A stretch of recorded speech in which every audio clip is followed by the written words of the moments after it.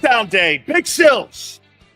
Maybe that's synonymous with Big Sills. Appreciate you guys coming aboard. Thank you again. You guys have so many opportunities and choices to go other places, but the majority of you come right here to listen to the show because you guys have made this show work. Take a bow, man. I'm telling you. Do you know how many conversations and text messages I get from people, from Ice Cube to everyone, saying how they watch a snippet of the show once a week? Ice Cube watches the show. Luther Campbell watches the show. Jimmy Johnson watches the show from his boat. Kurt Menefee watches it. I got Howie Long watching the show. I mean, you guys, it's one of the most interactive things they've ever seen. Even Mark Cuban checks in sometimes, and we got to thank you guys a lot, man. Absolutely. Look at Andreas. Yes, it's cut day. About 1,100 NFL guys are going to be looking for gigs. By the way, we want to make sure we also start the program out by thanking our friends at BetUS. The 4 hours is powered by BetUS, our great relationship with JAKIB Sports and BetUS all throughout this football season. We appreciate you guys being out there. So about 1,100 guys are going to be looking for gigs. By the way, you know, when you got the practice roster now, there's a great chance that the majority of these guys are going to land on some of them practice squads. You know, I told you this before in the past. You know, when I played, you had 47 guys. That's it. You really couldn't hide them. You couldn't do any kind of manipulating like Howie's doing because you get called out on it. Anaya Smith will be on the IR.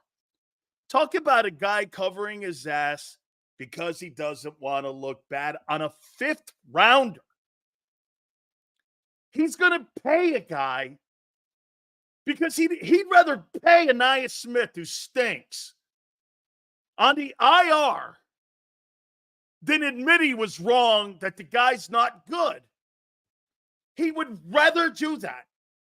That shows you the fundamental flaw that guy has with power over the roster. No fucking coach in his right mind is going to keep a player just because a guy drafted him. He's not good. He's not good. Use your practice squad not to cover your ass. Use the practice squad so that you can maybe find a player on the practice squad, elevate him, and he could be a factor on your roster moving forward. And that's how you found TJ Edwards. This guy would rather keep Anaya Smith than a guy like TJ Edwards. It shows you how fucked up he is. Dude, I mean, it's such a shitty move. There's no doubt that guy will be on IR. Hey, getting cut sucks. Okay? It does. 3 situations for me. And I'll tell you what the players go through. You get called in the office. I was the last player cut 3 times. I got to the Bucs, played the year previous, got there a year and a half later, and they called me into the office. Funny thing was, though, in that situation, I had quit. Dotson, Dubs, only wide receivers drafted in 22 with 11 touchdowns. Great. And Washington quit on him 18 months later after drafting him. Congratulations to you. Last player cut. Today, I'd never be cut because you keep 70 guys. You keep 70 players. And so I got called in. I had quit the Bucs. It was a horrible situation. Really, I mean, I don't even really want to go into it. It was the Dallas thing. I got reamed, and I get reamed to this day over the Cowboy thing. So we were in Houston. We were playing the Oilers. And Kevin O'Neill, I've told some of you the story. Go down, Sills. I'm like, what? Pretend like a sniper hit your leg. You have a calf injury. I was already getting sick from meningitis. I didn't know it at the time, and that was a precursor to it. I ended up getting meningococcal meningitis, almost killed. Anyway, they go like this, and I go, I'm not fucking going down. Sure enough, I get called in the office the next day. Jimmy goes like this. What a stupid move.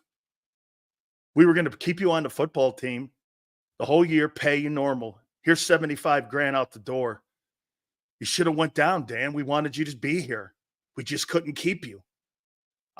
Hey, that's the time with Butch, my girlfriend, now my wife. We were in the grocery store. Butch was on last week, confirmed the story.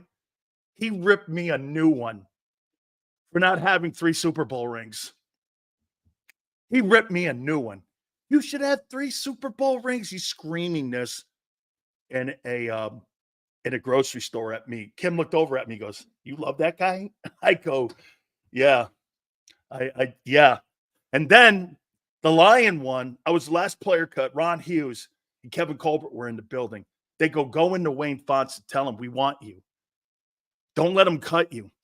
So I walk in and Wayne goes, "Nobody wants to cut you, but I got to keep Lawrence Pete." And I go like this, "Coach, I outplayed him. I'm better than him. So this is what we're going to do. We're going to keep you around for a month. And if something happens," so they kept me around for a month, kind of hid me in a way. They were still paying me. They paid me for a month. And then the NFL started figuring out what was going on and they had to release me. And Lawrence Pete never turned out to be shit there. So being cut stinks. And it's always around Labor Day too. You know, back then, you never wanted to see Labor Day coming unless you're on a team. Nothing like making an NFL team. Loved it. Get all your roster bonuses. It's pretty cool. Okay? Okay? No, oh, hey, no. Well, yeah, I did, senor. A lot of teams do that. Okay? A lot of teams do that. Hit the like button. We appreciate it. By the way, hey, Xander, I want to play this soundbite from Get Up that I heard this morning. Xander says this is old news. By the way, what I loved about this soundbite was, by the way, I got this on my Twitter page at Dan Sileo Show. So here you go. Listen to this. If I said Jalen Hurts and the Eagles, hold on here. Check it out. If I said Jalen Hurts and the Eagles are going to win, let's go to Philly. If I said Jalen Hurts and the Eagles are going to win the NFC Championship as they did 2 years ago, you believe it or not? I absolutely believe that. I think the shortcomings last year have been addressed by removing Nick Sirianni's participation in the offense. Take care of the defense with all the talent that they have over there. And having more, like, a much better way to answer some of the challenges that defense has showed them last year. And I haven't gotten to adding Saquon Barkley. So, yeah, this team is loaded. I think they get the job done in NFC. Yeah, from a talent perspective, they're remarkable. But I want to talk about Hurts in particular. We all understand the expectations. We all understand the word redemption is connected to that. Not everyone is sold on this. This I found really interesting. It's from The Athletic. There was an anonymous defensive coach, Bart, our favorite people, who said this. Yeah, we don't love the anonymous quotes of this kind, but you tell me if it's right. Talking about Jalen Hurts, he said the word is out there. If you run zero blitz against Hurts or show zero and back everyone out, he will panic. Panic. It has to change. They lose Jason Kelsey, who handled the protection. Panic. He did everything, and you bring in a coordinator who likes to drop back. It will be interesting. That coordinator is Kellen Moore, who likes to throw the ball a lot. Now, the first thing I always worry about is that we use these expressions. I don't care about the rest of that shit. Panic. Uh-oh. Zero blitz. But hey, they did it in practice. Everyone's happy because they addressed it in practice against a stiff defense. Oh, yeah. Woo! I can't wait for September 6th. Holy shit. Is Green Bay going to blitz the living piss out of that football team? He panics. Yeah, he did. But they've addressed it in practice with a new center, and a new coordinator. Hey, get this. All you guys say, we got better coaching. Well, okay. We're going to find out. We're going to find out if that shit's addressed or not. Holy cow. You got even ESPN saying Hurts panics when the blitz comes. Hey, that's what I want to pay a $50 million guy to. to hear people say Hurts panics when the blitz comes. Woo! How you doing? He panics? Oh, come on, man. He panics. Hey, dude, what about your leader when he's getting ready to go into battle and you got your general there? Well, he panics a little bit when gunshot fire happens. Oh, okay. Shit. He panics. How you doing? Your quarterback panics. I agree with it. But they fixed it in practice. Hey, September 6th is the only time those guys will line up. Oh, because they went in organized team activities and they got the best out of that. This is going to be classic. Holy shit. I can't wait, baby. Holy cow, is the mail and the rent just about ready to be delivered. How you doing? Woo! We got our Power 32. Big Sills, Eagle 53. We'll explain. And I got a game plan. I have a game plan that I know Kellen Moore can't follow. You know what's funny? I hear Xander Krauss saying this all the time. Hey, this guy had 2 number 1 offenses. Okay. What'd he do with them? They got bounced in the opening rounds of the playoffs? Oh, but that's Dak's fault, not Kellen's. Okay? Now Kellen Moore, Dak Prescott's offensive coordinator, comes to Philly. We're going to find out if it's Kellen Moore or if it's Jalen Hurts. And if they both work together and these guys go on to MVP status, we'll know it was Dak. But as of right now, you don't know that. Yet, Brian Johnson had the 8th-ranked offense, and you fired him. I don't know about you. If I'm in the top 10, are you firing an OC? That was 8th. And what was he also, like 26 a game in scoring? I can tell you this. I know a lot of coordinators in the NFL. Matt Canada wasn't doing that in Pittsburgh. How you doing? How you doing? Okay? Sills, you're going to be eating crow after Jalen throws all over Green Bay. Huss, I'm going to tell you, actually what we're going to do is we're going to start the game plan out. We're going to do the game plan against Green Bay. This is what I would do against the Green Bay Packers. But they won't do this. And by the way, I expect this thing to be a high-scoring ball game. Green Bay's defense is a little better, but I wouldn't say significantly better. And your defense has more question marks on it than a guy with a bad back. I mean, there's more question marks. At least that football team got out of the opening round of the playoffs last year. How you doing? Hey, by the way, just curious, and I wanted to go back and check, and I talked to Chris Spielman. Teron Arnold is starting on the defending NFC North champion Detroit Lions defense. Is your guy starting? Quinyon Mitchell? It ain't like you got a bunch of world beaters back there to beat out. Did Quinyon Mitchell get a starting gig? Or is he going to be in the slot? You got to find another spot for him. Is that what happened? Now you're giving trophies or winning the division. No, I'm talking about a team. You didn't win the division. That's what Xander says. Who gives a fuck? No, you're right. Well, they had a better year than you. They got to the NFC title game, Detroit. Won their division, which you did none of that. I mean, the Eagles did none of that. Freaking Cowboys won the division. At least the Lions made it to the NFC title game. And so now you've got Teron Arnold starting on that team. Where's your guy? Where's your guy? Hey, Detroit, they got rid of Gardner Johnson too, man. They said, the guy's not good enough to play here. Nah, we got to go out and upgrade. They did. Oh, hey, and so wait, Quinyon starting in the slot. How you doing? I thought he was a corner. Let me guess. Is he going to be on kickoff return 2 next? Holy cow. Hey, Quinyon is in the slot. I thought you drafted him to be a corner. Okay? I mean, yeah, your guy's eating nice on the sidelines and Teron Arnold's starting. I wanted to double check that. Yeah, Teron Arnold, he's starting.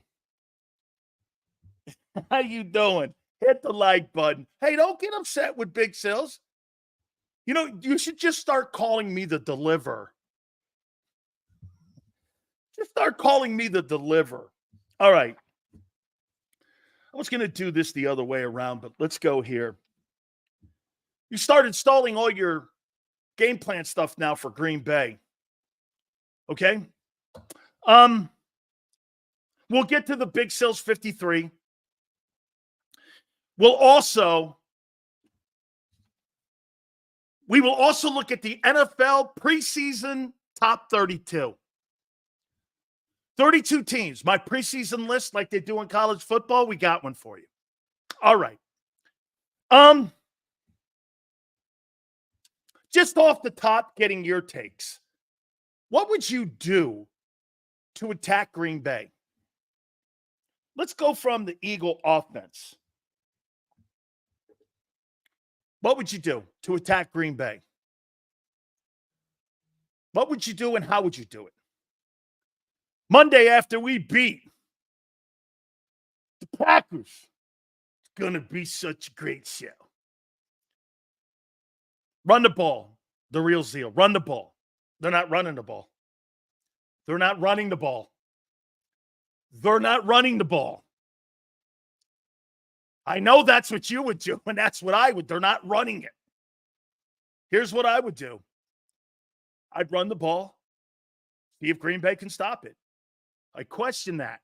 But see, you don't have that offensive firepower on that team to run the ball because you're going to have to be in Howie and Jeffrey's office come Monday like Doug was. How come we had 25 rushing attempts against Green Bay? Wait a minute, we won. Who fucking cares? It's not why I'm paying these guys. Wait a second. I thought the objective was to win here. No. The objective is to win with the talent you have on your roster. No. The objective is to win any means necessary. There's where we have a conflict. But then you don't have a coach like that. So he's going to go, okay. He's going to go, okay. And this is where you're going to get in trouble against Green Bay. You throw the ball 42 times or near 40 times, you'll lose by 10. You'll lose by 10. I think you got to get Barkley established. No, that's if he's healthy. See if they can stop him. Green Bay's linebackers are decent, not great. The weakest part on their football team is their front four, not their back four. It's the front four, but they won't do that. They're going to throw the ball at intermediate. This is going to be a high-scoring game because of the inability of the Eagles to do what's best. And what's the thing we heard all of camp? Giving me what the defense is allowing. Well, that Green Bay team is going to allow you to run the ball on them. But they want you to do that. But you're not going to. You're going to throw it. And you're going to throw it, and you're going to create more issues. Because I still believe, and I have not backed off this, that kid cannot read a defense. I don't care how many motion plays you run. He can't read a defense yet until proven otherwise. And not in fucking organized team practices. He's going to struggle against Green Bay. He struggled against the Bucs. New coaching. I don't care if you show a play or something. He's got to execute it. You can have the greatest teacher in Harvard history teach you how to do open heart surgery. Comes down to the surgeon opening the guy's heart. Whether you have a great teacher or not, That doctor has to perform it. Hurts has to perform it. I do not buy that. On August 27th, I'm not sold. I am not. I am not. And by the way, how should you? Oh, but wait a minute. Get this. You gave him the benefit of the doubt in 22, which he's not that player anymore. Jalen Hurts is not that player anymore. He's not the 2022 Jalen Hurts. He'll never be that player again. They don't want him to be. You gave him the benefit for that, but you look at this here and you don't hold him more accountable for last year. 22 was Shane Steichen. Last year was Nick and Brian's fault, not his fault. So what's that mean? He's a product of the environment around him, which means he doesn't carry a team. You're telling me Jalen Hurts is more accountable with the coaching around him, and that the coaching around him dictates whether or not he'll be good or bad? You're trying to tell me you think Patrick Mahomes wouldn't be, I don't know if he'd be as good without Andy. You're trying to tell me you think that guy wouldn't be a good quarterback? Tom Brady left Josh McDaniels, went down with Bruce Arians and won a Super Bowl. Didn't matter, did it? It didn't matter. He went down to Tampa in the first year, won it in the pandemic.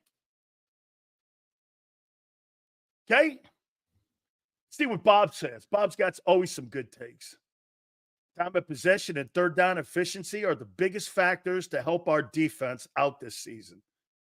Both keep the O on the bench, which limits shots at our D. Completely true. You got to win time of possession against Green Bay. Get this. You want to hear something even more crazier? Hey, Bob, think of this one. Even if the Eagles don't score, but they hold the ball for 10 minutes, that's a win. That's a win. They can hold the ball for 10 minutes, not score any points. That's a win. That's a win. Okay, because eventually that offense, because it is talented, they're going to put points on the board. Now, do I think Green Bay's offense is as good? Hear me out on this. Bob, because you're one of the very few guys, Bob, that has any kind of rhyme or reason, because everybody in here is full of shit sometimes with how you look at things. Green Bay's offense is just as effective as the Eagle offense. It's just different. They don't have primary targets in Green Bay. They spread the ball around more.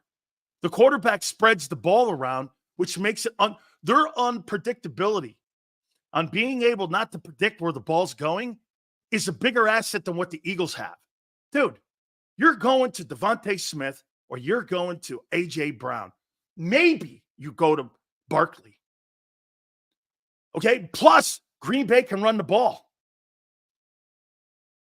Green Bay has an upgrade now in Aaron Jones and Josh Jacobs. Okay? So you're going to have DRC goes, Sills hates the Eagles. No, I hate the way you do business. Okay? Look at what are you talking about? A guy who's been basically cut in 15 months. This guy thinks he's going to get the same production in Philadelphia when Dotson was in the 2-hole. Now he's in the 3-hole. He'll be lucky to get 25 catches. Dotson will be lucky to have 25 catches this year. What are you talking about? Jacobs can't stay healthy, the guy just said. Neither can Saquon. Here's what I do if I'm Green Bay. I'm going to run the ball. I don't believe, but by the way, holy shit. Did Brian Baldinger undress Jordan Davis today on WIP? He and I are in the same agreement with him. In 2 years, he's shown dick. Dick. He undressed him. And I tweeted out at mine too. I said, He should have been benched the last 6 games of the season. I mean, he did not deserve to wear a jersey. Not that anybody else was killing it, but Milton Williams and Fletcher were outplaying him by far. Even Carter. He was a non-factor. Brian Baldinger destroyed him on WIP in Philly this morning. Destroyed him. Me and Brian both saw the same thing. I'm like, that guy is not good right now. You need to get him off the field. Holy shit. This is how I would beat Green Bay. Run that ball, man. Let's see if Green Bay can handle the load. I'm not sure you can. I want to hit Goddard, hitting up that seam. I want to hit him up the hash marks. See if Green Bay's backers can cover. I don't know. You paid a ton of money for Xavier McKinney. Let's see what that guy can do back there. I think you overpaid him. He's a good ball player, but I think he's overpaid. Okay?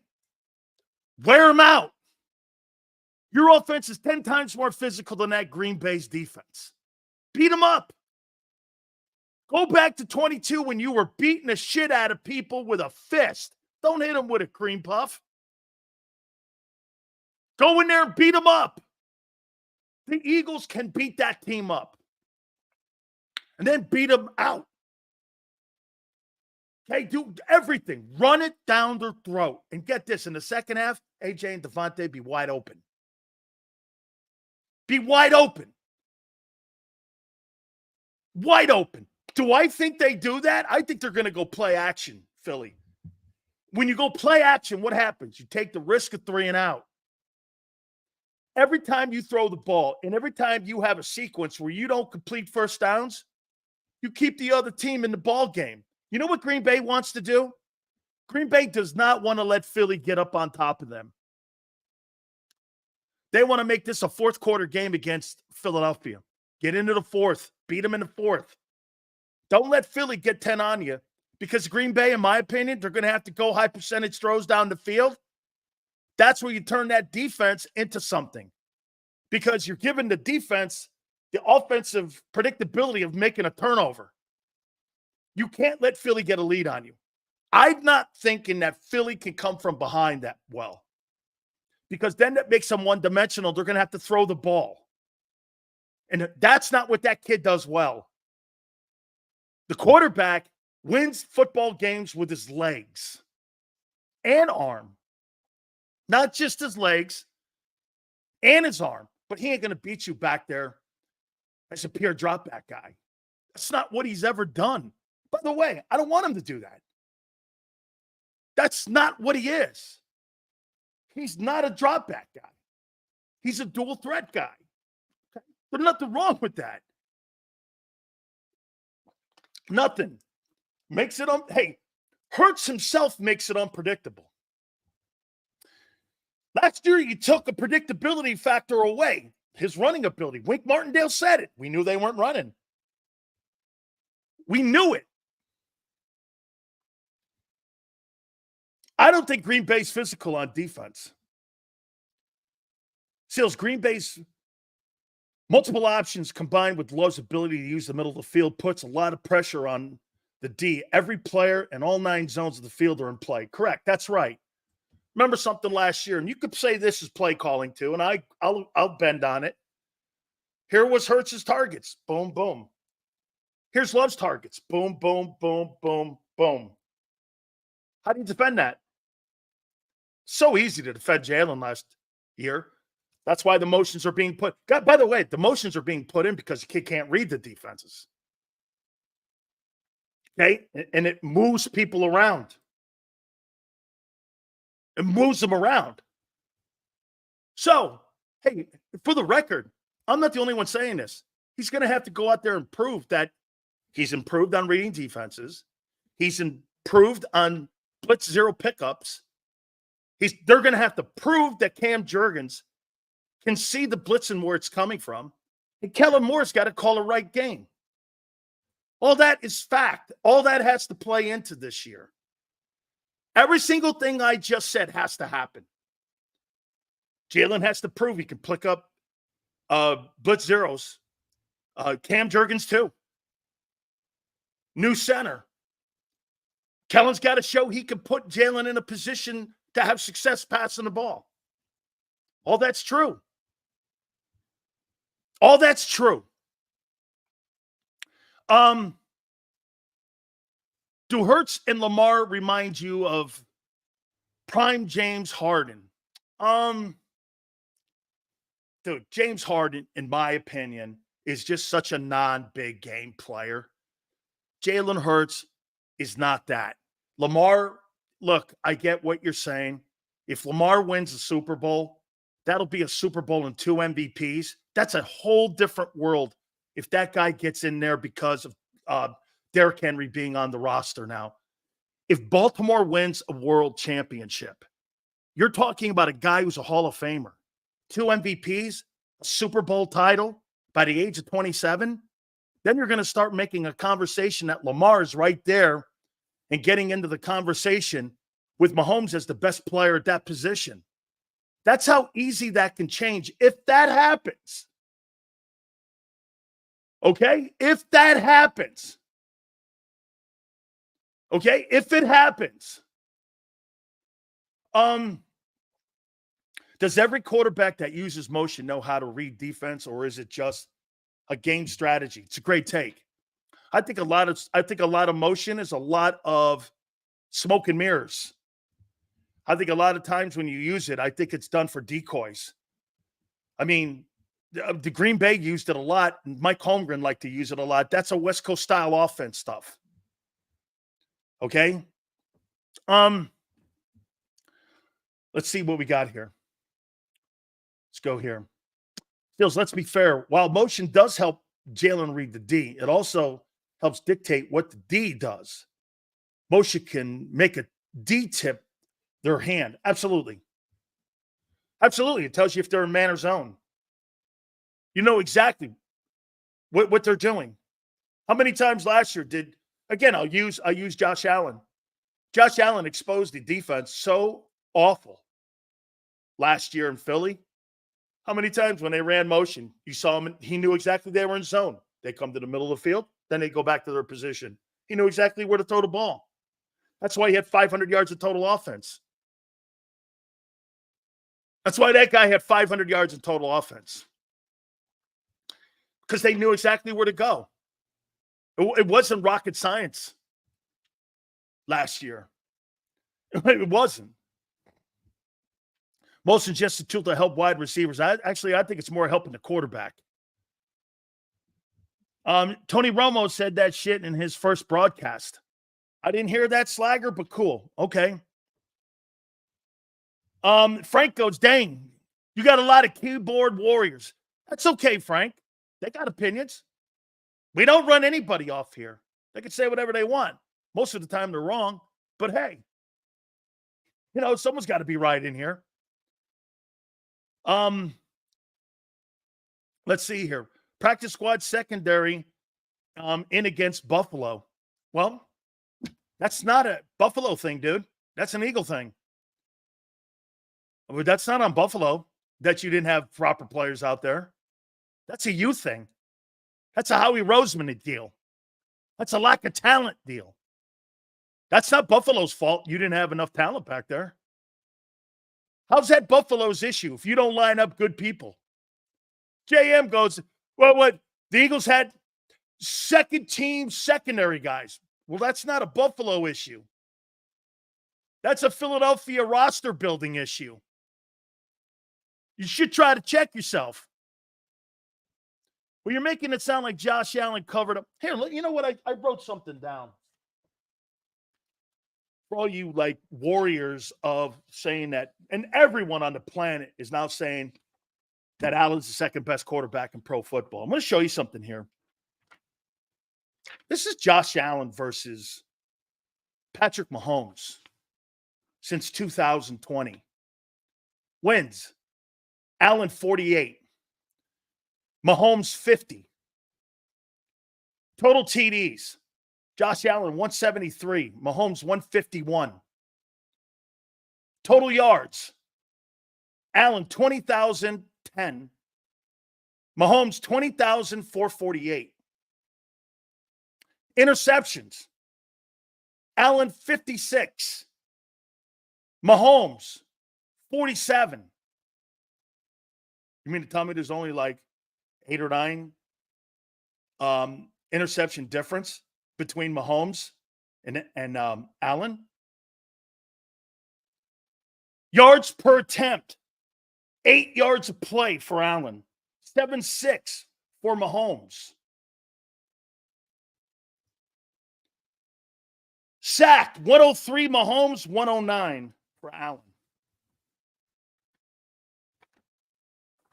And he plays in the AFC.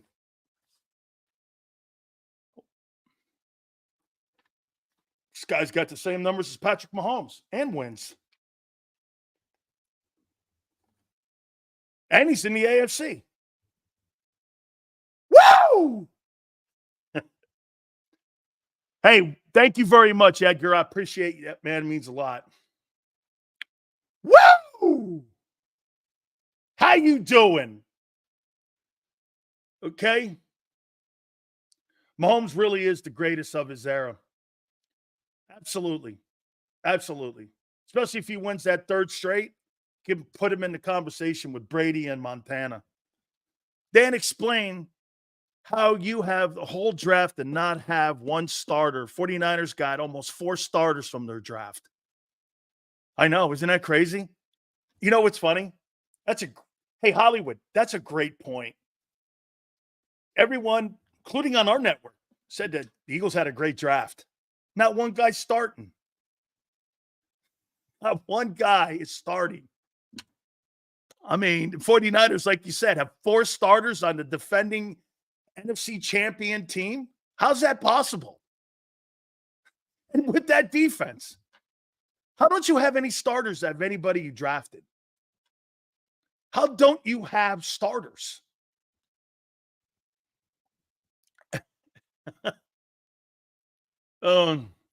Stills, which defensive front would you run against Green Bay? 5-man.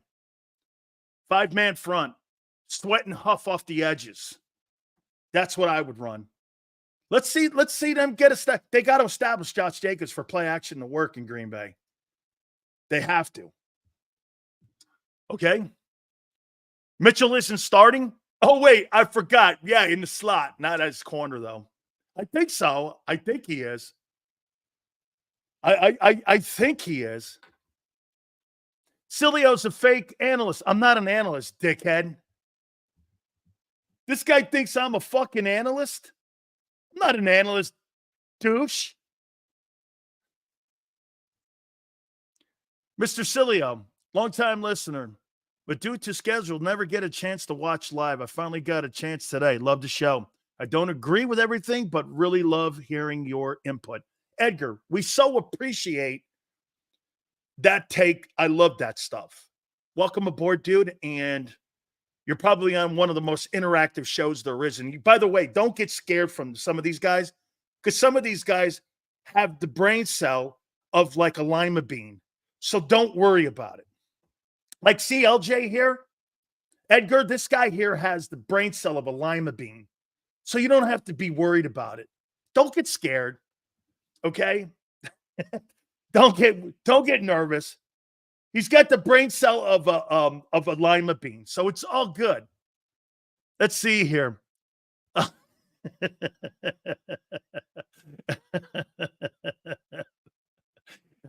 Hey, see, Edgar, we do. Wait a minute, Matt. Easy. LJ calls me fatty. I say he has the brain cell of a lima bean. So it's all good. Okay? Big Sills is talking about himself. Okay, maybe. And watch this. Here's good old Prince, too, with things that make no sense. This coming from a guy who sweats bullets when is his turn to read? Thank you very much, Prince. Hey, Prince, you see, I went to the University of Miami to get a degree that folds in your wallet. now hangs on your wall. That's where I got my degree. The one that folds in your wallet. Remember that, Prince? My degree folds in your wallet, not on the wall. I didn't go to mama for an education. I went and got the degree that folds in your wallet, dog, to the tune of $500,000. How you doing?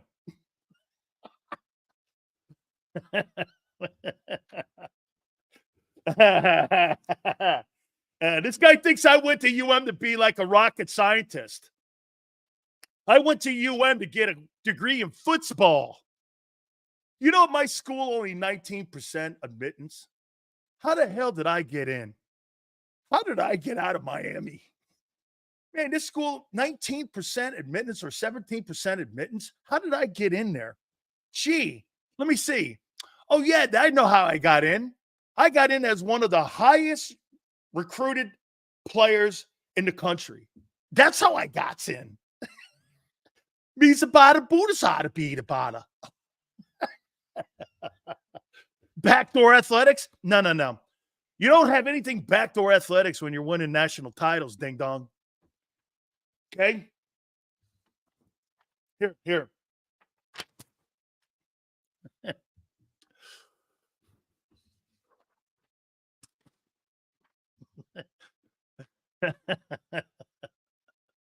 This is too fun and too easy. Sills, once Jalen Hurts understands how motions expose man versus zone, this scheme will click. Hurts' decision-making from the RPO should translate to the read option. It should. Moore has created hot reads, and that will help Jalen Hurts out. Agreed. Okay, agreed. That will. Indeed. I have binders of notes. And put Sills away. Whatever, guy. We'll see. Your guy can't read a defense. We'll see what our friend here, Bob, thinks. Bob, hey, Bob. I'm going to put you on the spot, Bob. You really think Jalen Hurts throws for 4,500 yards, 27 touchdowns? Hey, Tony goes, 3-ring binders. No. 4-ring binders. 4-ring binders. Not 3 rings. 4 rings. Look at Drew here. Sounds about right. 3,900. Here. How long is Eagles' Super Bowl window considering the giant contracts and Sirianni as head coach? Hey, Black Leo, I think this is the 49ers' last year of their window. Their quarterback's going to be paid in the offseason. Okay? 39 or 38.90? I say 4K. Look at this guy. Woo! 44.50, 22 touchdowns and 8 picks. Yeah, okay. Sure. Sure. Yeah, all right. So look, man, it's going to be very interesting. If I'm Jordan Love, how I attack the Eagle defense, pick a spot, run it, pass it. You're playing too deep and too high safety, and you're playing 10 yards off the ball. How are you covering these guys? This is going to be a high-scoring ball game. Huge offensive numbers on both sides of the football. Like 38-35 kind of game. Something in there. You could even see this thing higher. Depends. Hey, it just depends how Hurts is going to get into a shootout with Jordan Love. I'll take Jordan Love all day over him. In a shootout, not a problem. He's a better thrower. Now, if you're going to run the ball and you're going to play more dual threat with your offense, Eagles have that. But they're not going to do that, especially if Green Bay gets a lead. Oh, cow. If Green Bay gets a lead, over and done with. Done. Over. How you doing? Woo! All right. That was fun. That was fun. I don't know about that. That's because you guys have always come from behind and really been a come from behind team with your quarterback. Always a come from behind guy. I mean, really. Okay. Eagles going to sling it all game. Defense won't stop anything. Hey, both teams come out sloppy. First game of the year, and it being in Brazil, showing up in armored cars. Could be. Jordan has a smaller sample size than Hurts. Come on. Dude, Jalen has a small sample size of success.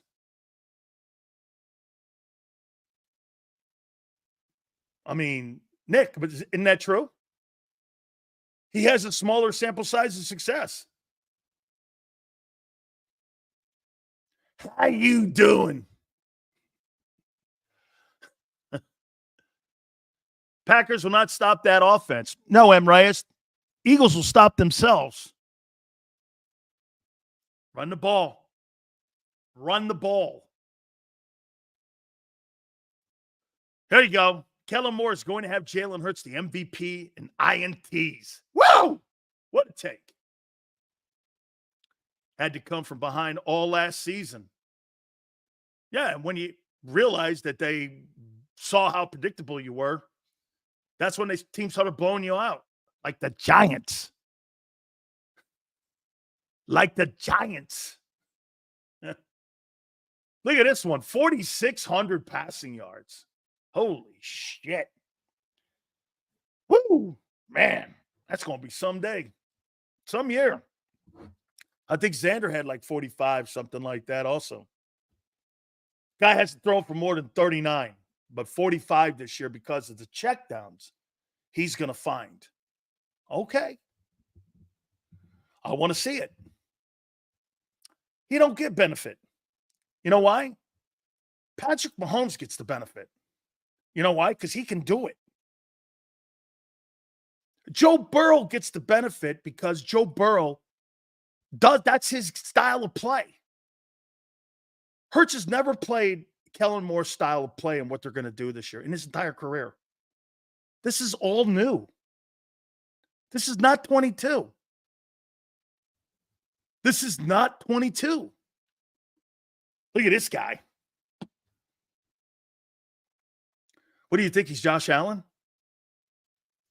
Yeah, it is my, hey. Here. Dan, break down how you stop the Eagles offense for 17 weeks. Good question. This is how you stop them. Make them one-dimensional. Make Hurts have to throw the ball to beat you. He couldn't do it last year. See if he can. Hey, Dan Sileo, Hurts will have a breakout season. Well, gee, we're in year 5. I sure hope so. I mean, we're in year 5. I mean, shit.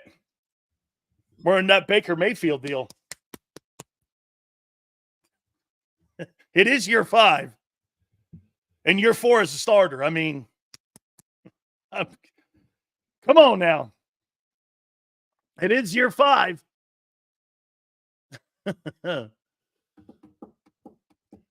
Love has less success than Hurts. He won one playoff game. So he one playoff game. So, and he had 8 good games last year. He got paid for less than what Jalen did. How about this, Steve? Your guy got paid off 1 year too. He got paid off for less. I agree. I got to see a little more from Love. But in his 1 year, he's outdone anything that Jalen Hurts has ever done from the pocket. In 1 year. Or how about this? In 8 games, he did more from the pocket than Hurts has done in 3 years. Threw for 4,200 yards. He's thrown 30 touchdowns. He did that in his first year and won a playoff game in his first year. Hurts did none of that. Did none of that. Just none of that. Get this. Who said this stupid shit? What are you going to try to go next? Ernesto? Racism shit? Jalen's not dumb. That's not his skill. That'd be like making hey, Bob, try telling this guy here. That'd be like making Joe Burrow an RPO quarterback. Like turning Joe Burrow into an RPO guy. Low-hanging fruit, Ernesto. You don't have to go there, son. Sports in this show have no color. You're either good or you're not. Black, white, green, orange, Hebrew, Catholic. I don't give a fuck. Are you good? I don't care what you are. Can you play? Can you play?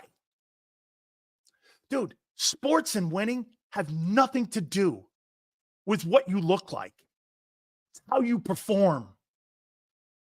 It has nothing to do with it.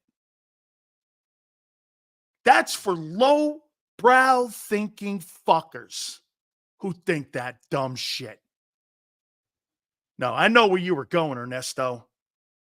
What, because Jalen Hurts is black, he's dumb? Hurts is an intelligent kid. I'm not quantifying my takes to walk back on that because I don't have to and I won't.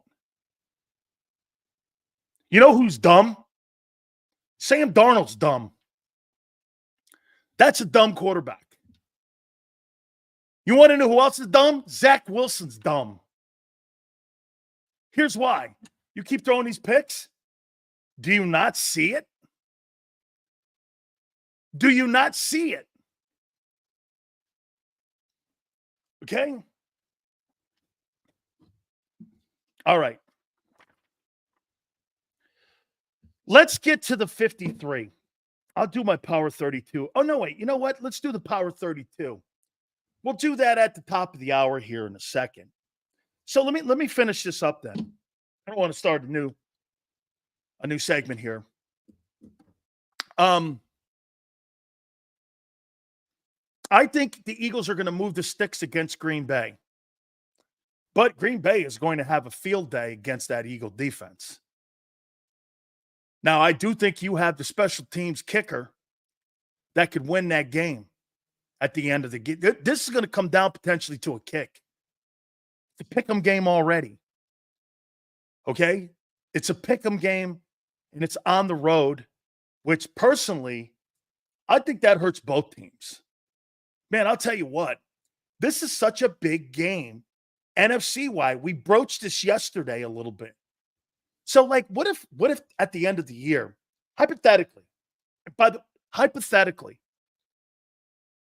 say that Green Bay wins the North. Look, many people think Detroit's going to win the North, and I do. But say they win it. Say the Eagles win the East, and you both have 11 or 12 wins. That game's going to matter in tiebreaker. It's going to matter in tiebreaker. You're going to have to, you're going to have to play the opening round. You're going to get a home game. But if you get to the second game, a second round, divisional round, you got to go to Green Bay in January. You got to go to Green Bay in January. You lose to Green Bay, you'll play the divisional game in Green Bay and not Philly. Okay? So that's how big this game is. Eagles got short end of the stick here. Home game in Brazil. Edgar, absolutely, man. Dude, you take a home field away from Lincoln Financial and the Eagle fans, bringing Packer fans down too. That's a ripoff. You know what? So the NFL could start their cash register early. This got nothing to do with Brazil. This has everything to do with time zone. It's nothing to do with expanding the game in South America. Nobody on the planet plays football but Canada and America. Nobody plays that. They play soccer all over the world. Do you think the Brazilians give a shit about NFL football? The Brazilians care about the national soccer team. Argentina as well. They don't give a shit about pro football. But you know what the NFL cares about? Time zones. You start the NFL cash register at 6 a.m. in the morning Pacific time, being on in Brazil. Oh, it's a night game. You keep that bitch going all night long. Thursday, Friday, Sunday, Monday games. Holy shit, the only game you don't have is Saturday. It'll get to a point where the NFL will start playing games on Saturday, especially with that 18-game schedule. I promise you that. Eagles got jobbed in that. They totally got jobbed. By the way, guys, do me a favor, please. Hit the like button here. See here what Abe says before we. Since the climate is much different than what is in Green Bay and in Philly, who is more equipped to dealing with the climate. Since the Dolphins have issues with going up to the cold weather states, especially late in the year too, Abe. Dude, remember something too. If I'm not mistaken, that's above sea level. That's like going to Denver. And if you've ever played a sporting event in Denver, Colorado, it's a thing. Okay, so when that's above sea level. So, I mean, but it'll be a lot of gas mask. I've never in my life thought that thing was a real deal. I got up to Denver. We played the Broncos. Can't breathe. Can't breathe, man. That's a big deal.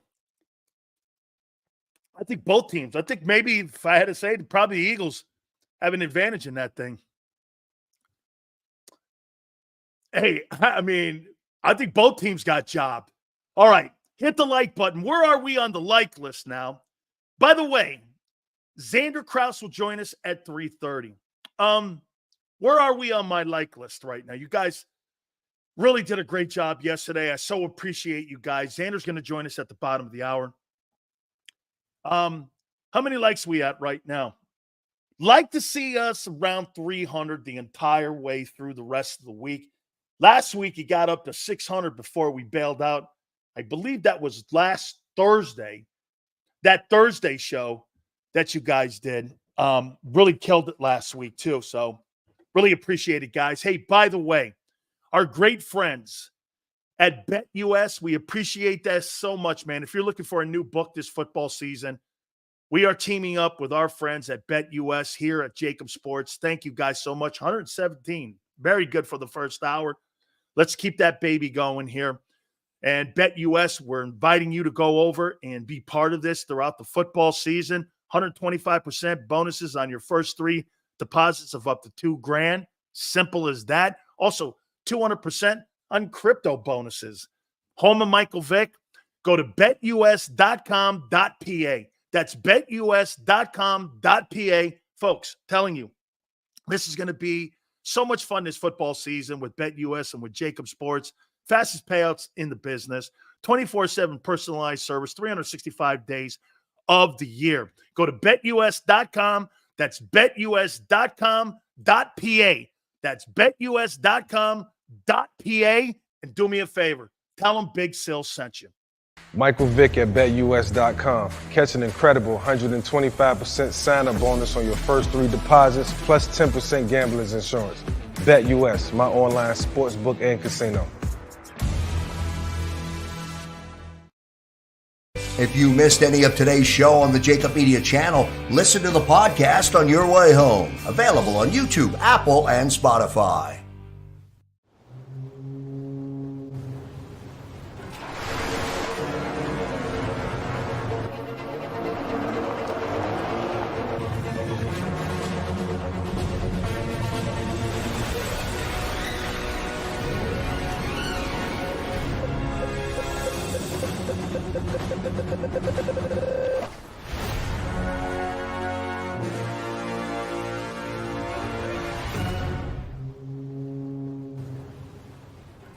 Heading down the shore, have a ball.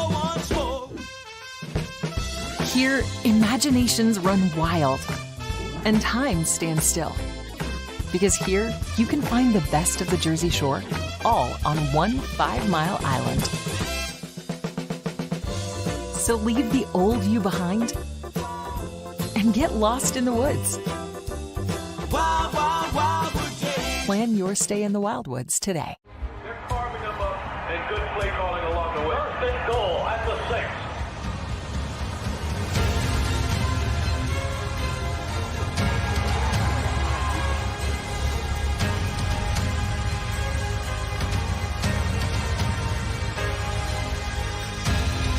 On the field of life, First Trust Bank is there for you. Champions on 3. 1, 2, 3. Because Philadelphia dreams deserve a Philadelphia bank. Win and save this baseball season from Colony Pools and Power Washing, a local company serving Delaware, Delco, and Chester County since 1970. Are you tired of looking at your green house? Is your roof, siding, deck stained green from algae and mold? Let the experts pressure wash your home and take the pressure off of you. Win with Colony Pools and Power Washing. Call them now at 302-762-2250. That's 302-762-2250.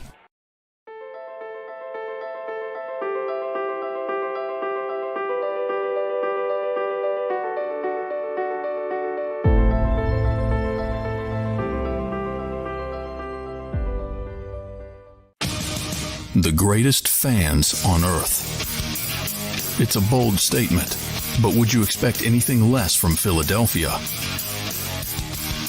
58 years of heartache creates a toughness, a grit, a resolve not found in most. Sure, our prayers were answered, but now that we've had a taste, we're looking for more. Pondley Hockey, official partner of the Philadelphia Eagles. EAGLES, Eagles.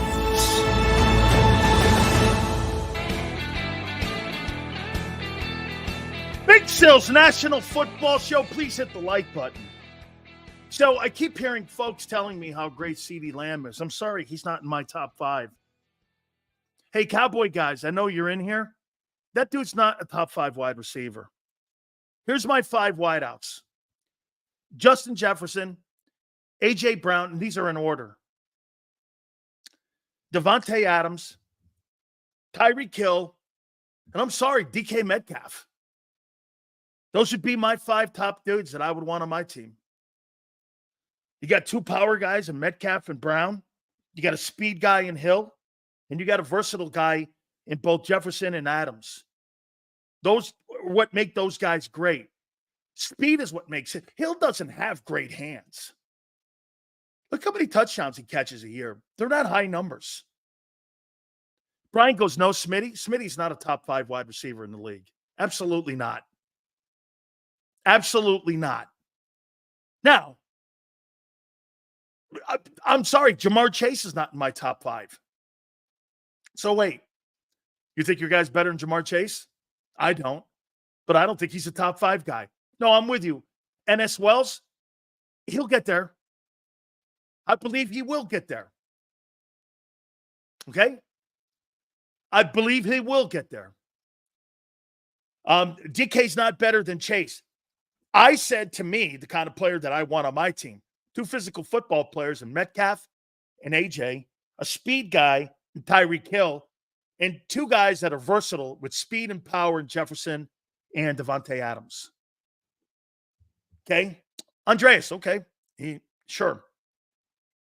Nobody on the planet looks at Devontae Smith as a top 5 wideout. Nobody. Only the folks in Philly, obviously. Okay? But he's not. You think Quez is out of the league? No, because he runs a 4.4. Speed will always find a job in the NFL. No, I do not. Okay? St. Brown is good too. He's a good-looking football player. I think he was a 3rd or 4th rounder too. He's a good-looking player. He is bottom of the hour. Xander's going to join us. By the way, I also threw this out here too. You know, Jerry Jones was asked the question, before we get to the Eagle 53, Jerry Jones was asked if he would ever surrender power and not be the general manager of the Dallas Cowboys? Well, let's say this. Since their last Super Bowl,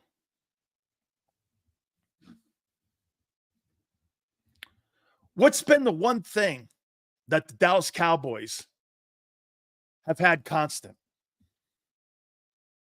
What's one thing that the Cowboys have had for nearly 30 years? What is it? What's the one thing?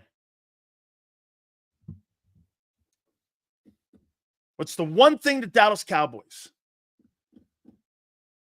Jerry, media drama, disappointment. Okay? Dysfunction. O-line. Actually, they've been pretty good.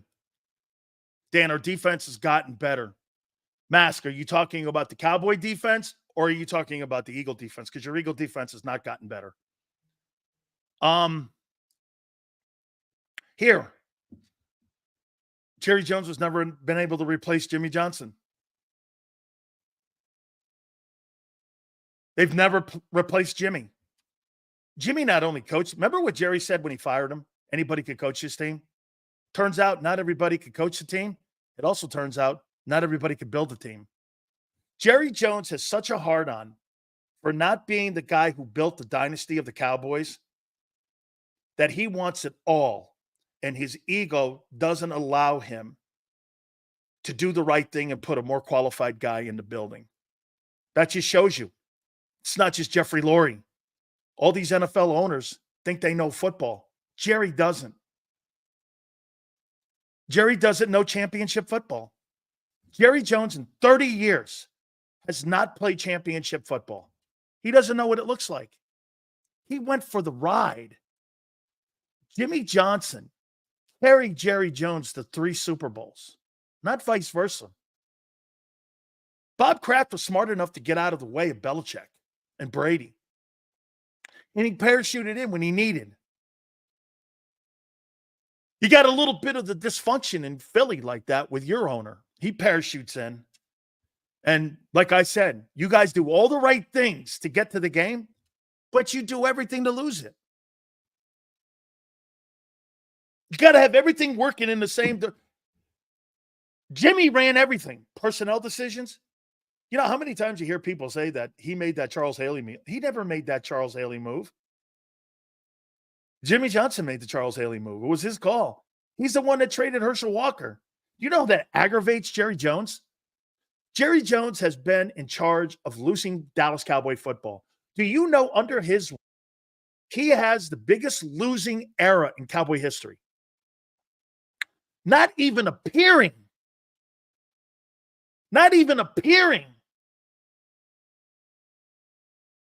in an NFC title game. Not even doing that. Think about that. 28 years. You weren't able to replace Jimmy. Jimmy drafted everybody. He traded for everyone. He's the guy that built the roster. And get this. And I'll move on to the Eagle 53. Here's the most fucked up thing of them all. You ready? What do you think was the most disappointing thing on how Jerry Jones in the last 28 years has run the Cowboys? You want to hear this one stat that is mind-numbing?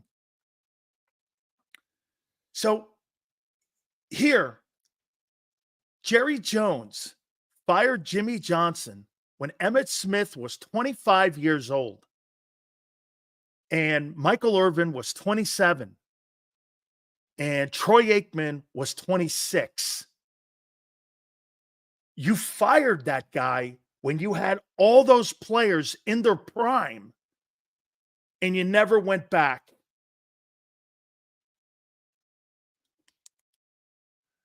How do you fire a coach who drafted every one of those guys?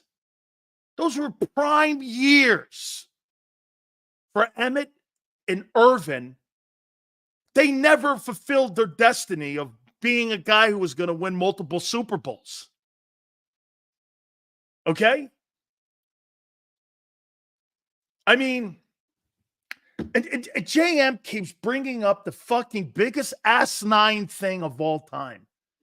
Every offensive lineman was there the year before for 3 or 4 years, and they won 4 games Landry's final year with that same O-line.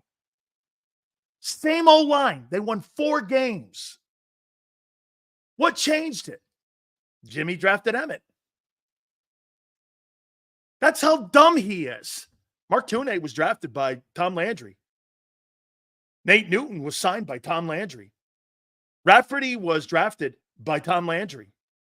Every one of those guys were drafted by Tom Landry. Crawford Kerr was drafted by Tom Landry. Every guy in the O-line was drafted by. Tom Landry traded for Kevin Gogan. They won 4 games with that line. All of a sudden, Jimmy goes there. And by the way, they won 1 game his first year there. 1 game.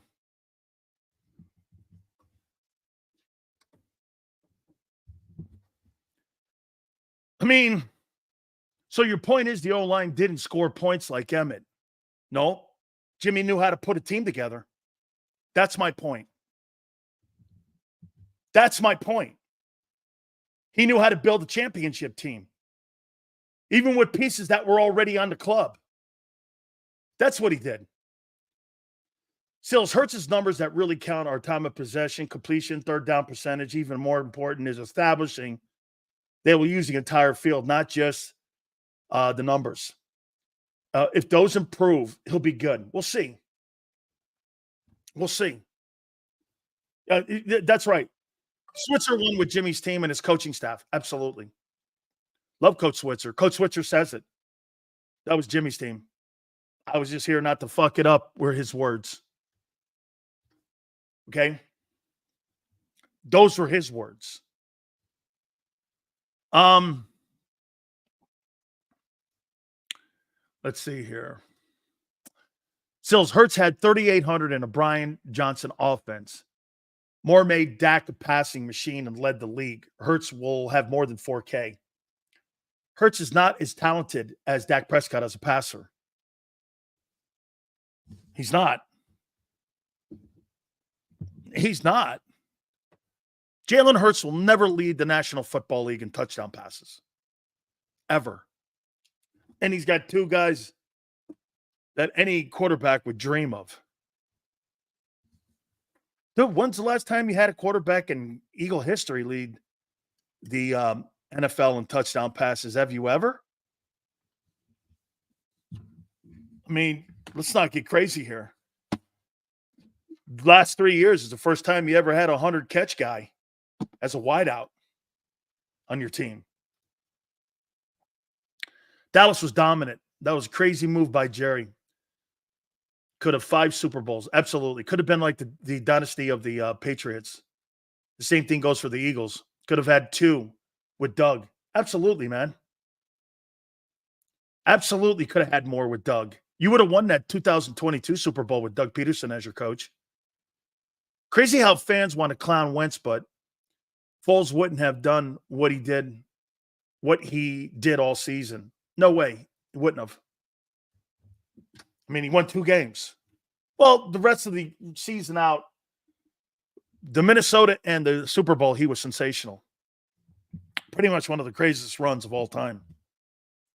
Okay? Hey, get this. Get this. Look at what Twist says here. And yet today on ESPN, you know what the goof was?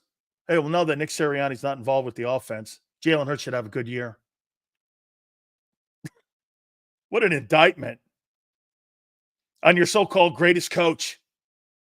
ESPN this morning were like this. Now that Nick Sirianni's not involved in the offense, I mean, Jalen should have a good year. Wow, why are you in the building? Why are you in the building? Holy shit.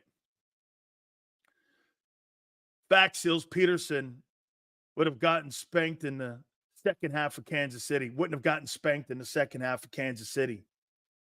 Absolutely. Okay. Robbie says ESPN is fake. I'm not that. You're not wrong that much. Okay. You're not wrong that much.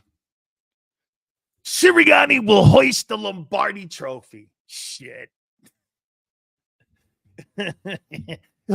He has a better chance of hoisting a Heineken than he does the Lombardi trophy, Junior. Who are you kidding? He's going to hoist. Hey, by the way, yeah, wait a minute. Hey, 49ers, you know what the people in the Eagle here were telling me?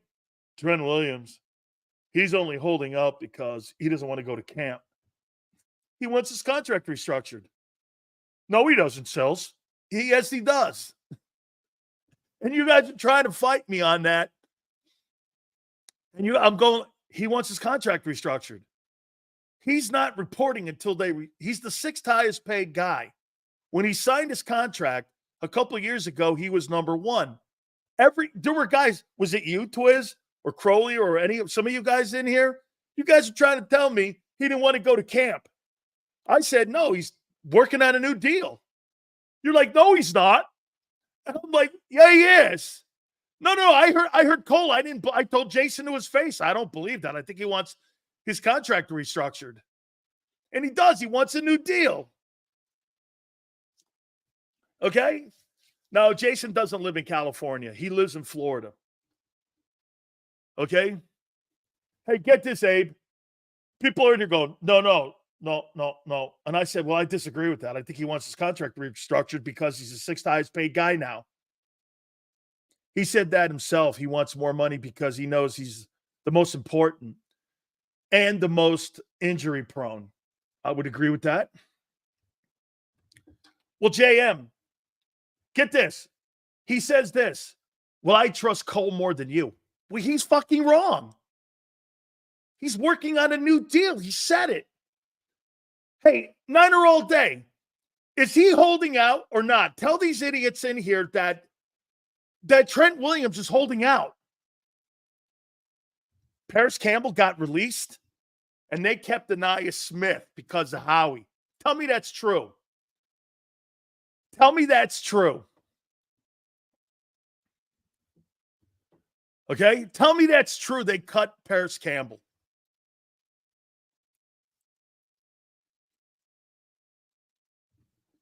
No, they can't. They couldn't have. They couldn't have. Okay? Tills Eagles released Tooth. Is that one of the guys I picked?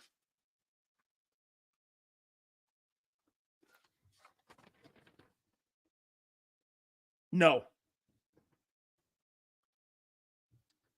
They cut Paris Campbell. Hold on.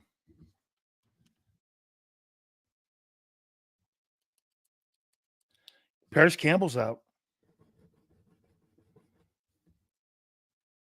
Campbell and Ross. I didn't have Ross making it. Anaya Smith's going on IR. So now I got 3 open spots. Tooth, I didn't have him making the team. Bottom of the hour, we're going to go over it with Xander here. They cut Paris Campbell because go through, waivers, and Smith wouldn't have. Who cares if he goes through waivers? Who gives a shit if he goes through waivers when you cut a player? He's a veteran. So what? That has no bearing at all with a guy like Paris Campbell. Why would the Eagles care if he went through waivers? That just means that you go through the draft order. Okay, so like the team with the number 1 pick would get a shot at Paris Campbell. And he'd go through waivers. And he has to go through waivers anyway. Who cares? War of attrition has no meaning now. Campbell has been injured the entire camp. I never thought he was good. I thought he stunk when you signed him. Paris Campbell is average. At best, anyway. No, hey, I think the kid Ross too is average at best. I never thought those guys were good. Vets, I don't believe, go through waivers. Arthur, is that a new rule? Because if you were a vet, you had to go through waivers. Or is it just the kids that are drafted? They may have changed that rule. I'm not up to date on that if that's the case. Vested players. Paris Campbell's vested? Vested players. Is he a vested player? Has he been in the league more than 4 years? I think Arthur's right about the vested players are automatic free agents. And if you're under 3 years, I think you got to go through the waiver wire. I think Arthur's right. Arthur, I think you're right. Vested players, automatic free agency, and players with 3 years service or less have to go through the wire. Okay?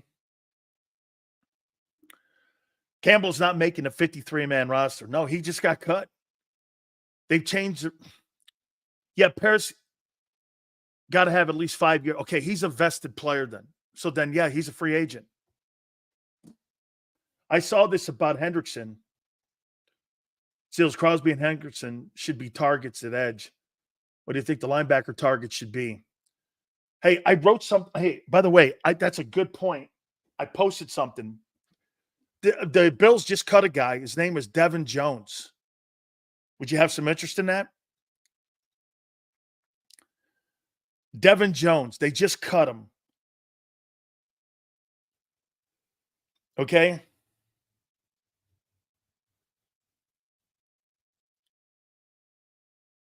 So they just, yeah.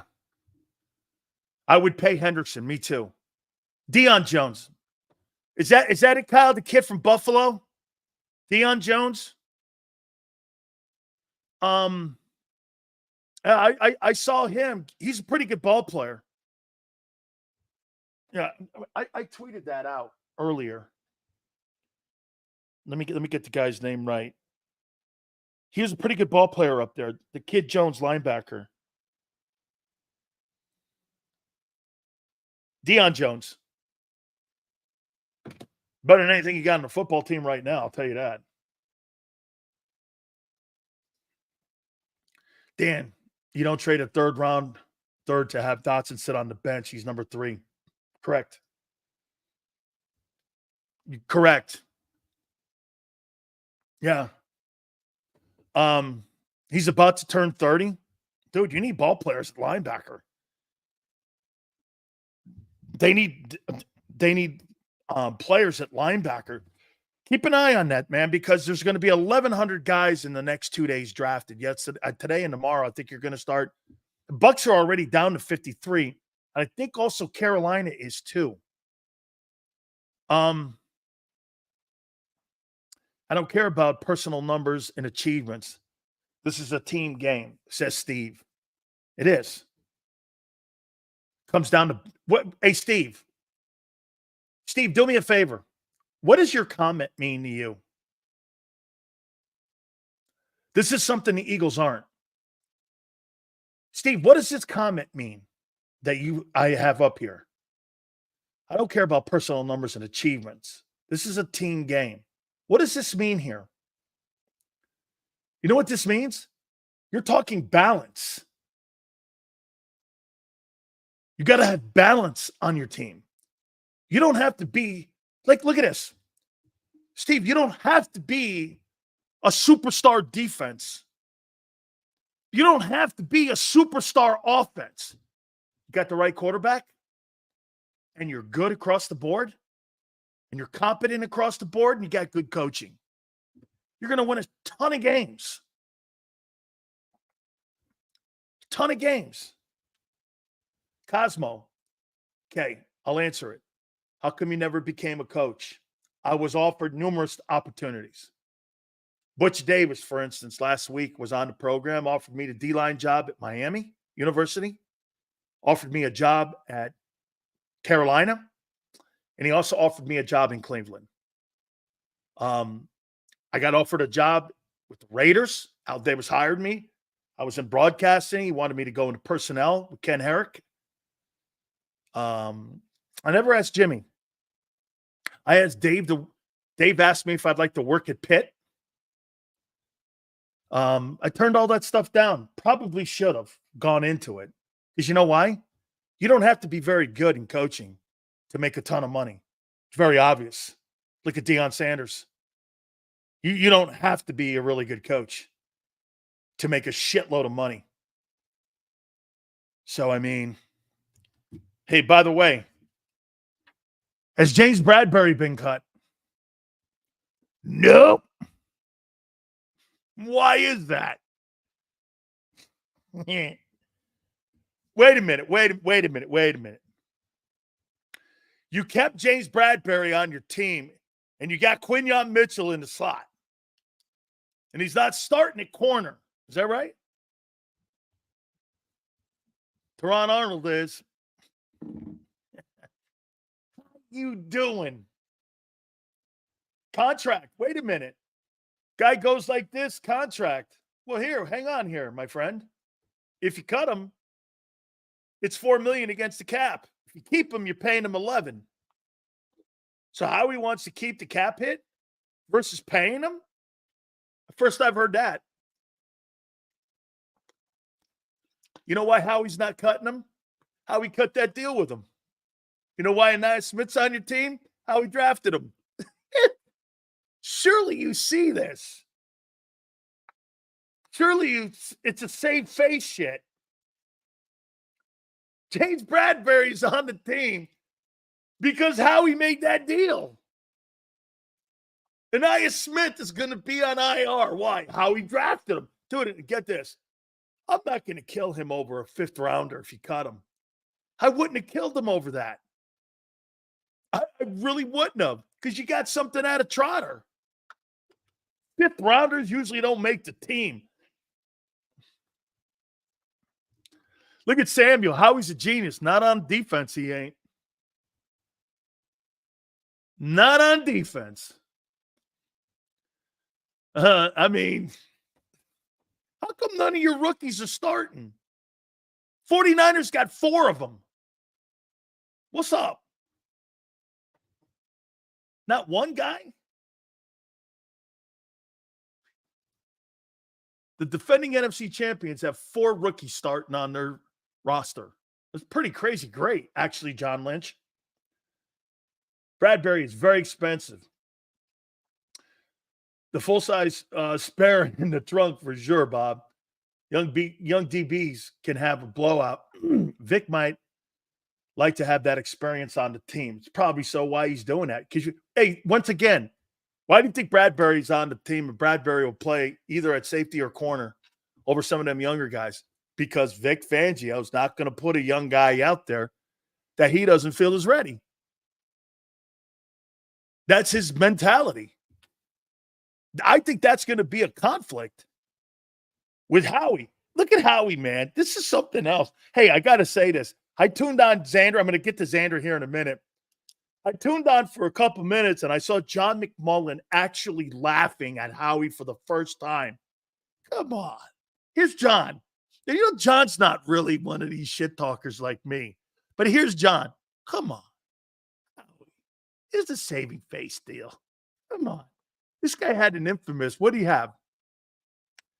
What did the guy have? What did his hymen break or something? What happened? What all of a sudden happened that the guy's now going on IR? What happened? Oh, yeah. John goes, I was talking to him for 20 minutes. The guy goes, yeah, I'm in great health. I just didn't really have a great camp. You know, all of a sudden, now he does this. You know, you ever see that? What's the movie? Caddyshack. Remember when, what's his name, hits the ball and it hits his arm and all of a sudden he pretends his arm breaks? Oh, my arm. Holy shit. All right.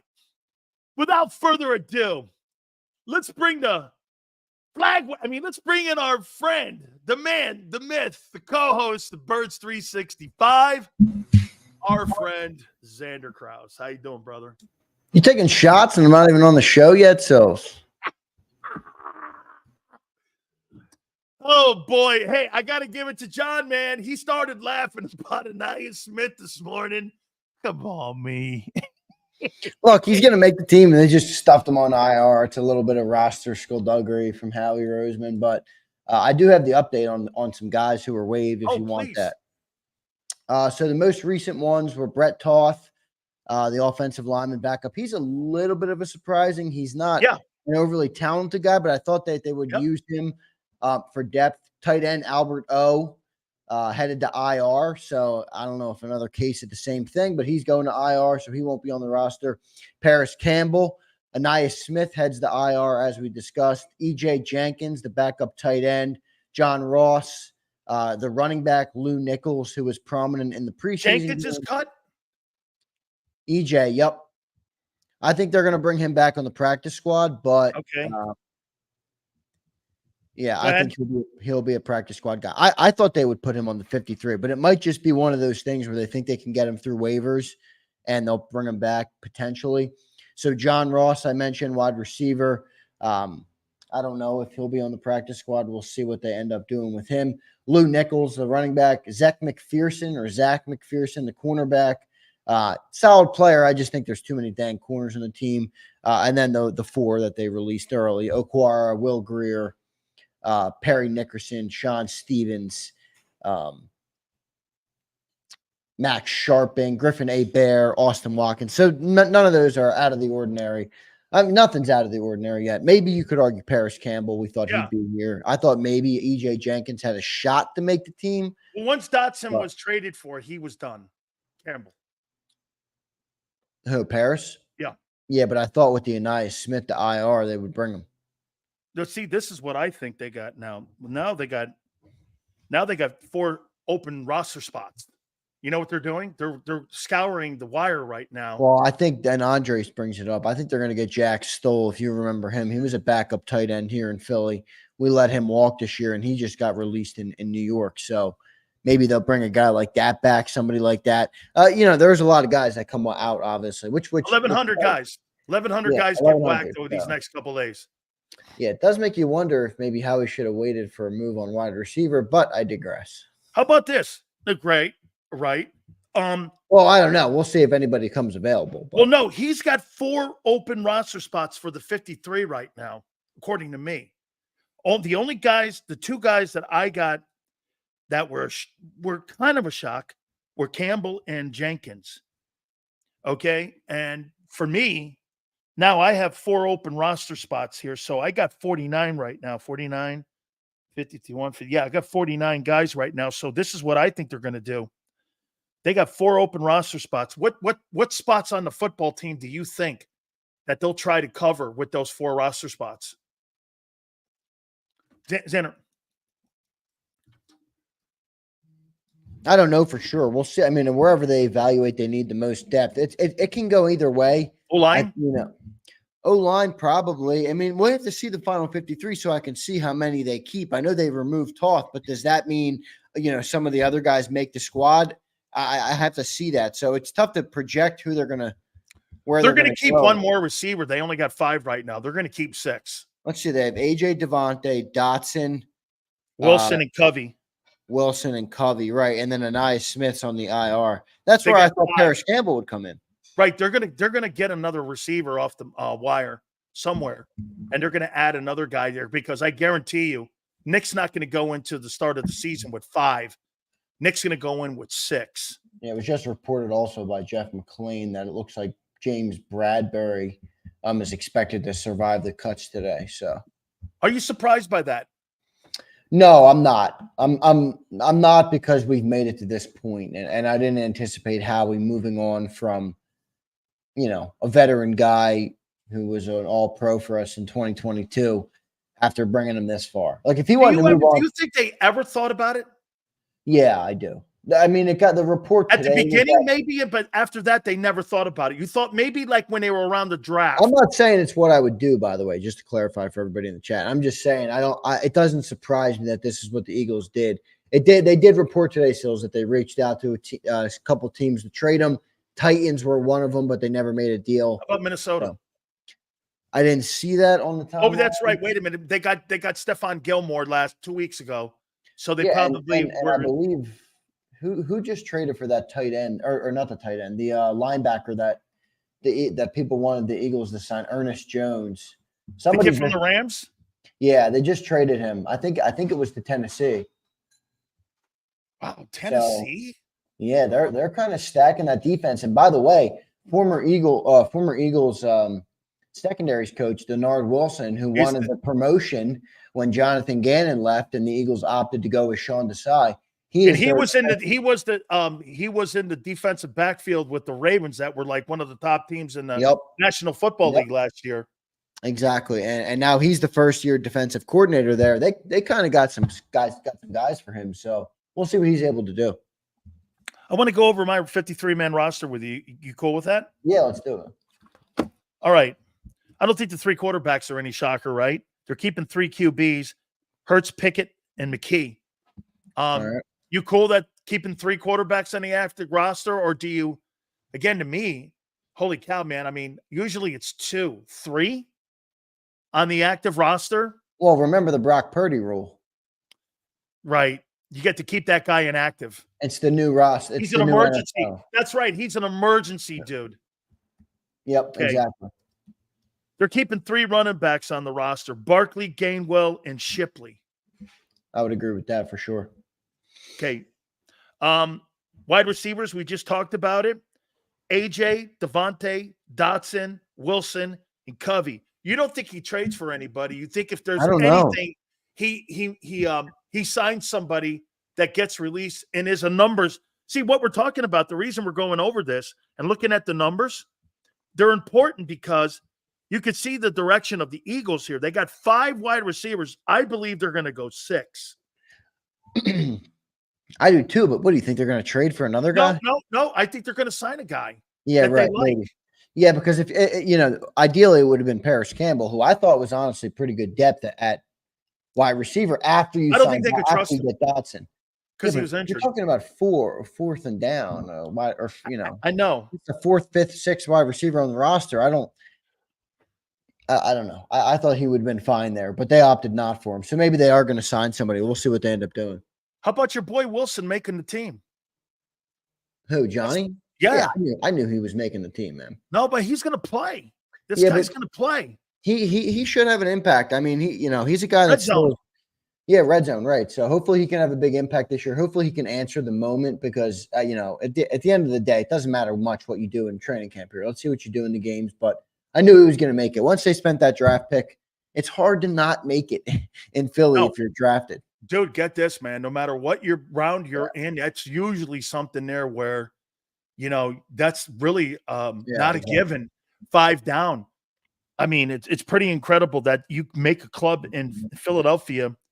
I tell you what, man, if I was drafted by the Eagles and Howie Roseman was my GM, I wouldn't have an attitude towards that guy because he keeps all his boys. That's for damn sure. Yeah, well, he called his boys in the NFL media and said, "Hey, we need to get an MRI on Anais Smith. I gotta put him on IR so I can." Hey, if I'm Anais Smith, you know what I would do? I'd go into Howie's office and go like this and walk on my knees and go, "Thank you." Yeah, right. Agreed. Okay, 2 tight ends. You think they were ever going to keep 3? I think Kellen Moore is a 12 personnel guy. Doesn't it seem realistic that they might? They're going to go find another guy. I do believe that they will keep 2 here at the initial 53, but I think they will work to get 3 onto the roster. I don't know how they're going to do that. Maybe there's some way that they manipulate it a little bit, which they do a lot, but I think they got to go 3. But today, you're right. I think they go 2 today, especially after EJ Jenkins got cut. Hit the like button, guys. You don't think that since Quez Watkins was cut, the Eagles would go back and grab him? No way, dude. Come on, man. No. Think like Howie. Dude, you and me. I will not be happy if they do that. I will not be happy if they do that. There's no reason to do that for a 4th wide receiver. What are you trying to rekindle a flame that's been out for years? There's no reason to do that. Come on. He's a Howie guy. I'm just asking. You got to be kind of cognizant of that. But I think that ship has sailed too. And remember, he's a 4-3, 4-4 guy.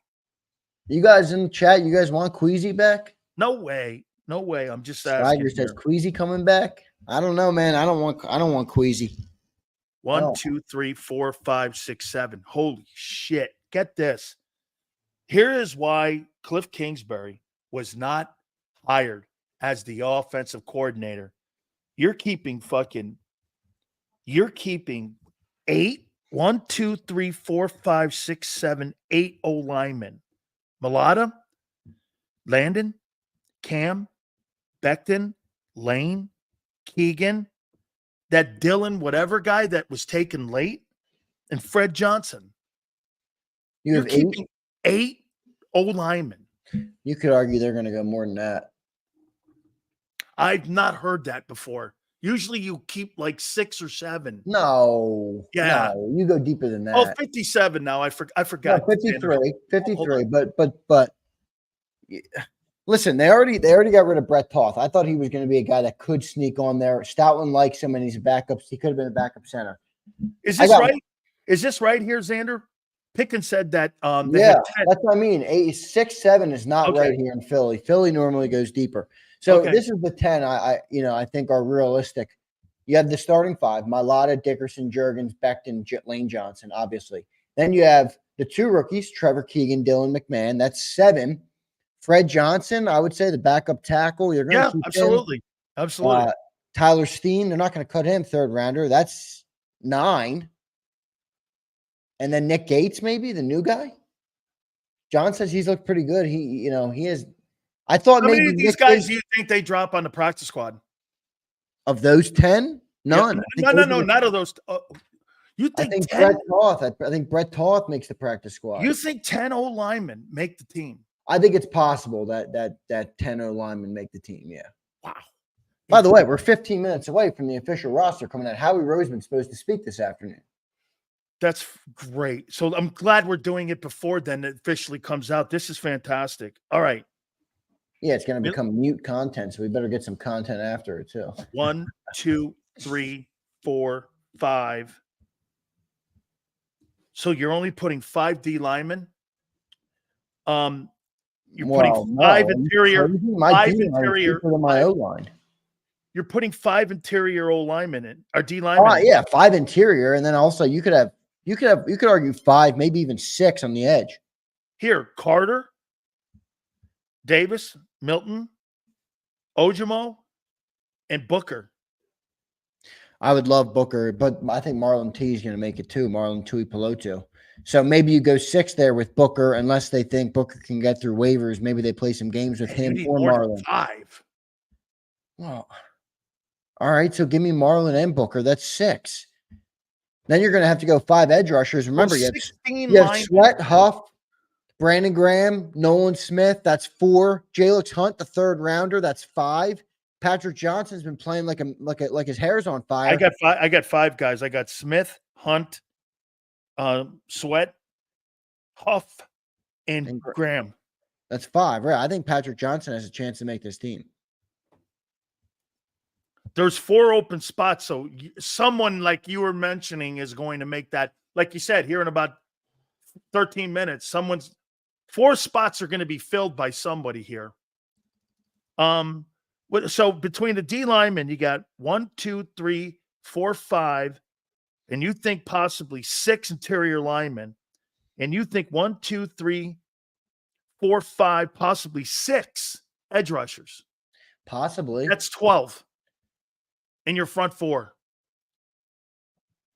Yeah, they're going to be playing a lot of 50 fronts, so yep, I think from that perspective, they're gonna vouch for that. But 12 does seem deep. That seems a little deep. Well, who's the odd man out? Maybe Marlon T's out. Thomas Booker is in, and Patrick Johnson. Dude, I don't know. Patrick Johnson looked good in preseason.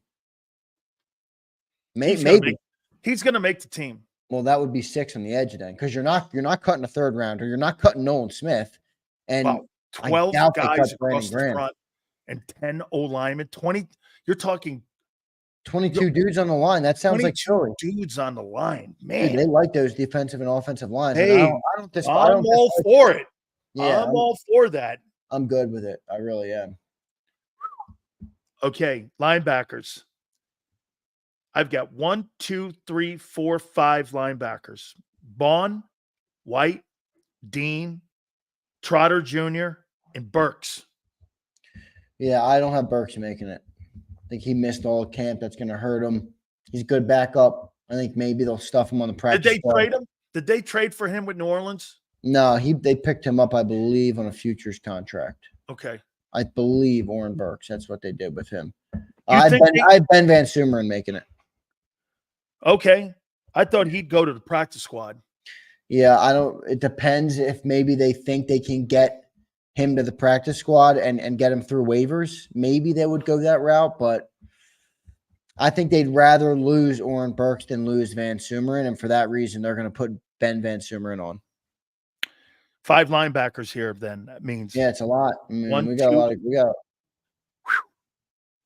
That is a ton. Yeah. Cornerbacks. Wait till we get to the corners and the safeties. How many are we keeping here? Watch this. Here, this is what I have. 1, 2, 3, 4, 5, 6 corners. I got Isaiah. I got Mitchell, Keely Ringo, Avonte Maddox, Cooper DeJean, and Eli Ricks. Okay, so you do. On my 53 that I made, I have Avonte Maddox at safety. Okay. So then it's 5. And that, to be honest with you, that looks like how it's going to be right now because they're going to have. Yeah, it's still as you missed there is Slay, but he's a given. Slay. I'm sorry, Slay. Yeah. Right. Okay. Yeah, Maddox will be in the safety spot. And you had Eli Ricks. Yeah. Yeah, I'm you debating think on play him more at safety instead of playing him on. No, it's not that. I think they would maybe cut Eli Ricks. Wow. No way. No way. They'll give him another year. Or drop him on the practice squad for sure. Well, you got to get him through waivers. Wait, well, he's not a vested guy, though. No, that's what I'm saying. So if you cut him, you have to get him through waivers. You have to get him through waivers. You're right. You have to get him through waivers. So, what's your fascination with Eli Ricks? He's like, I'm just saying, no, it's not a fascination. It's a fascination at Howie. It's a Howie guy. Well, listen, it's between two guys. He was an undrafted guy, by the way, and Josh Jobe was another guy. And I think if they opt to go special teams, because Josh Jobe is one of the best special teams players in the league, I think they'll go with him. But if they don't care about that, then yeah, I think you're right. I think Eli Ricks is that 6th corner. I have Slay, Mitchell, Cooper DeJean, Isaiah Rodgers, Keely Ringo, and Josh Jobe, but interchangeable with Eli Ricks there. So you could argue Eli Ricks or Josh Jobe either way. I'm going to project that they go Josh Jobe because I think they need some special teams guys. I think Michael Clay is going to vouch for a couple of those guys. And Eli Ricks has been unimpressive to me. And they already have too many corners like him. So, you don't need – Josh Jobe gives you something to the team no matter what. Eli Ricks is not as good on special teams, and he's not going to be on the field. And you already have guys like him. But again, where guys like that are a factor on your special teams too, on your punt and kickoff return teams. Well, that's what I just said about Josh Jobe. Yeah, you need. Well, okay. I want a ton of those kind of guys that are quality players. Well, Rick sucks at it. What? Rick sucks at special teams. He's not a threat. He's a UDFA. Dude, Elias Smith stinks. I'm not saying he stinks at corner. I'm saying he stinks at special teams, which is why I believe they're going to choose the lesser corner in Josh Jobe because they need those back roster spots for guys on special teams. If you're the 6th corner, you're not on the field a lot anyway. So if you're not good on special teams anyway, you don't have a job. Exactly. You don't have a role in the team. And unless they really believe in Eli Ricks for the future and they want to stash him, I think they'll go Josh Jobe. But we'll see what they end up doing there. It's not unrealistic for you to project to go Eli Ricks. Okay. Jimmy goes, so do you need to have 53 by 4? Yes. But what they'll do is they'll fill the roster up. And then they could cut after. Also, too, Jimmy. So you have to have your 53-man set. According to NFL Players Association, you have to have your 53 set. It's turned into the league, and then it's ratified by the Players Association. That's how that works. Plus your, 16? I'm just getting some updates here now. It looks like Andrew DeCecco from Inside the Birds just reported it looks like Patrick Johnson will make the initial 53-man roster. So go back and modify those edge rushers. if they're keeping him, they're keeping 6 edges. 6 edges and 6 interior. There's Now we'll 12 see if that's confirmed. I'll be following it up, obviously. And remember, cuts are here at 4, so me and you will be live. 7 minutes. Yeah, no. So we're going to be live right through it. We'll do a quick hit on BetUS at the top of the hour, but we're going to be covering it live right through. Once this 53 comes out, I'll bring it up on screen and everything. So, I mean, look, if Patrick Johnson's here, which it looks like it's going to be that way, you got Huff, Sweat, Smith, Graham, Hunt, and Johnson. 6 on the edge. And by the way, you have Hunt and Graham at the back end of that. Nolan Smith has played shoddy all through training camp. Patrick Johnson could be a guy that plays. I think they'll trust him before Jalix Hunt still, not before BG, because BG is going to give you everything he's got. And maybe if Nolan don't rotate with Smith and him. If Nolan has a bad start, or doesn't get off his blocks or whatever, and he's struggling. I think if he has a bad quarter or a bad half against Green Bay, you could see that guy get in that game in the second half. Abe, I think you're a little lofty there. I don't think they have Nolan as the last guy, but no way. The 30th pick. Look, he might be playing like the last guy, but I don't think the Eagles see him in that way. Yeah, but that's the order. That's the order, though. If you're looking at the best guys on what the Eagles are looking at, I might put Johnson ahead of Graham. I got to give a shout out to John McMullen, though, man. He's been saying this on James Bradbury all off season. Since they've been keeping him around, they're going to keep him. If they keep him, I didn't think they were going to cut him. And everybody's been ripping him. And look, I get it. We don't want him. Some people don't want him. It doesn't bother me that he makes the team. But John's been telling anybody that watches Birds 365 had a good idea that James Bradbury would be here. The only time, Xander, that I thought that Bradbury would be cut was remember when that first week when they could have done it? They had and everyone's like, Bradbury will be off the team by Friday. Right. When he wasn't, I went like this. They're not cutting him. Because Nick wants to see what he has. Right. Do you think that's an indictment on the young guys that they can't cut this guy? That they're using him also not for 2 things. Listen, for a potential trade, for catastrophic injuries around the league. And, I mean, let's do this, dude. Quinyon Mitchell's not starting on the corner position. Which is a joke. Yeah, that's dumb. But you can't beat Isaiah Rodgers out. Why are we putting Quinyon Mitchell in the slot? Right. Why aren't you putting him out in the numbers? Put him outside.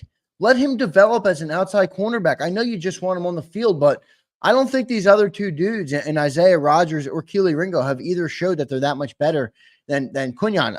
I guess we got a default, and Vic Fangio is going to have his way, but I'd like to see Quinyon on the outside. And part of that is swayed because John's been saying that for months, and I'm like, it's all right. That's all right. That's all right. They'll get him out there. And now we're 9 days out or 10 days out. Looks like he's going to be starting. He ain't starting out there. Isaiah Rodgers is starting out there. That thing's set. I don't like that. I don't know about Isaiah. We'll see. And to your point, Xander, is Isaiah Rodgers that far head and heels above Quinyon Mitchell's talent level? Well, no, it might be more because if you don't have Quinyon at the slot, you don't have a better option there. So the way to get the best 3 on the field would be moving Quinyon because Isaiah won't play the slot, which is dumb to me. It's like, dude, go play the slot if Vic wants you to play the slot, but he says he won't do it. So forget it where he said that. He said that on a podcast or something. But here's the safeties: Gardner Johnson, Reed, I guess Bradbury, Maddox, and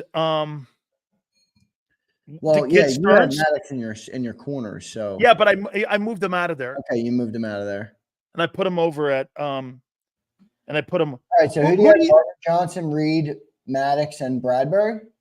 Yes. Yeah, that's what it's going to be, and then they have Sidney Brown on the PUP list, and Tristan McCullum is a guy I thought deserved to make the team, but I guess they're going to cut him. Let me see if I get any more updates here. 1, 2, 3, 4 safeties. Well, there's a couple. 5 safeties. Excuse me. 1, 2, 3, 4, 5. You think 6 safeties make the team? No. We're going to find out here in 2 minutes. I got 4. You got 4. You got. Cornerbacks. You think 6 cornerbacks make the team? Yeah, I think 6 corners. And it's kind of 7 because you can view Maddox as a safety. Right. You can also, think theoretically, You can go Bradbury and Maddox at both safety and cornerback. So maybe you're looking at the dual versatility. That's what Vic's looking at there. I'll tell you something, man. Teron Arnold is starting in Detroit. Yeah. Okay. And how about you? How about you early in the show today, giving a Super Bowl a trophy ring? You stumbled. You stumbled. So as you stumbled over your own comments, you're like, no, the Detroit Lions, the NFC North champions. I'm like, oh, great. Imagine if we got crowned every time we won the NFC North champions, a better roster than the Eagles, and the kid now starting on a team that went to the NFC title game last year. And your boy's in the slot for some fucked up reason. You made yourself stumble. Wait a second. What's he doing in the slot? Wait a minute. I thought you drafted this guy to be an all-pro corner. Well, listen, we'll see if he gets there. See what? See what? Isaiah Rodgers, the guy who was out last year betting on turtles. You haven't seen that yet. You haven't even seen that yet. You really think they're going to start him at the corner versus Green Bay? Well, with 2 corners on the field, he's been the guy on the field. So when they add that extra corner, that's when they move him into the slot. Most times, I agree, they're probably going to have 3 on the field. But JM, I believe that was us with the 31st ranked pass defense. But yeah, it was. How you doing? Maybe they were 30th or 32nd. Come on, JM. They may have been 30th. They were in the NFC title game. And by the way, so one was 30th and one was 31st. One guy's starting, one guy's not. What's the difference? You both stunk. Like Xander said, you stunk. Come on now. It's 4 p.m. It's 4 p.m., so we should be getting Xander, this. I will say this to you, man. I would start him. I'm talking Quinion at the corner. You know why? Yeah, me too. If he gets beat, he gets beat. I don't care. Welcome everybody in. So we got a big crowd here as 4 p.m. deadline approaches here. It's here. Here goes still starting no drama. The 4 p.m. deadline is here. So waiting on the Eagles roster. We will get you updated on that ASAP once I get it on my feed here. So I'm watching closely. Very good. Okay, don't forget, folks, also as the football season is rapidly approaching, we are so proud to be able to have a great relationship with our friends at BetUS. If you're looking for a new book this football season, and by the way, rosters are coming out here in a couple seconds here, folks. Don't forget, sign up here with our friends at BetUS right now. 125% bonus on your first 3 deposits of up to $2,000. Also, crypto of 200% using those crypto deposits. Go to betus.com.pa. That's betus.com.pa. Fastest payouts in the business, 24/7 personalized service, 365 days of the year, wagering on all major games. 125% bonuses on the first 3 deposits. Folks, you can't lose on this. Make sure you go to betus.com.pa. That's betus.com.pa. And do me a favor, tell them Big Sil sent you. Back in 15 seconds. Michael Vick at BetUS.com. Catch an incredible 125% sign-up bonus on your first 3 deposits, plus 10% gambler's insurance. BetUS, my online sportsbook and casino.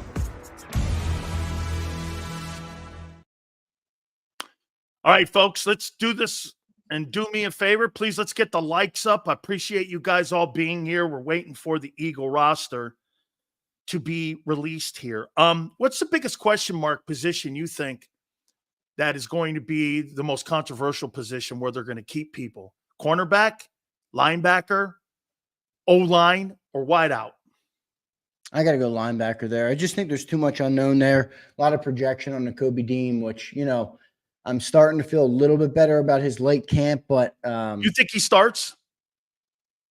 I do think he starts. I think it'll be him and Devin White. Devin White hasn't done much in camp, at least to the tune of splashing and making people talk about him. So we'll see what they're able to do. But ultimately, I don't think I think that's going to be the one position that's probably the weakest on the roster. And by the way, Yale, Johnny Mack and I will be doing a report tonight after the National Football Show, hopefully at 6 p.m. I will keep you updated. I'm waiting to hear from John now. He is at the NovaCare Complex. He will speak with Howie Roseman this afternoon. So I'm waiting. I'm going to get him on as soon as I can after that. How about this? I think the most interesting position is going to be what they're going to do at wide receiver. Okay. What are you going to do at that other wideout spot? Are you going to wait for the wire? Are you going to give it a day for you to be able to sit there and go like this? Let's see what's out there and what's getting released. I think there's going to be some pretty good football players released out there, Xander, that could play your 4-hole here.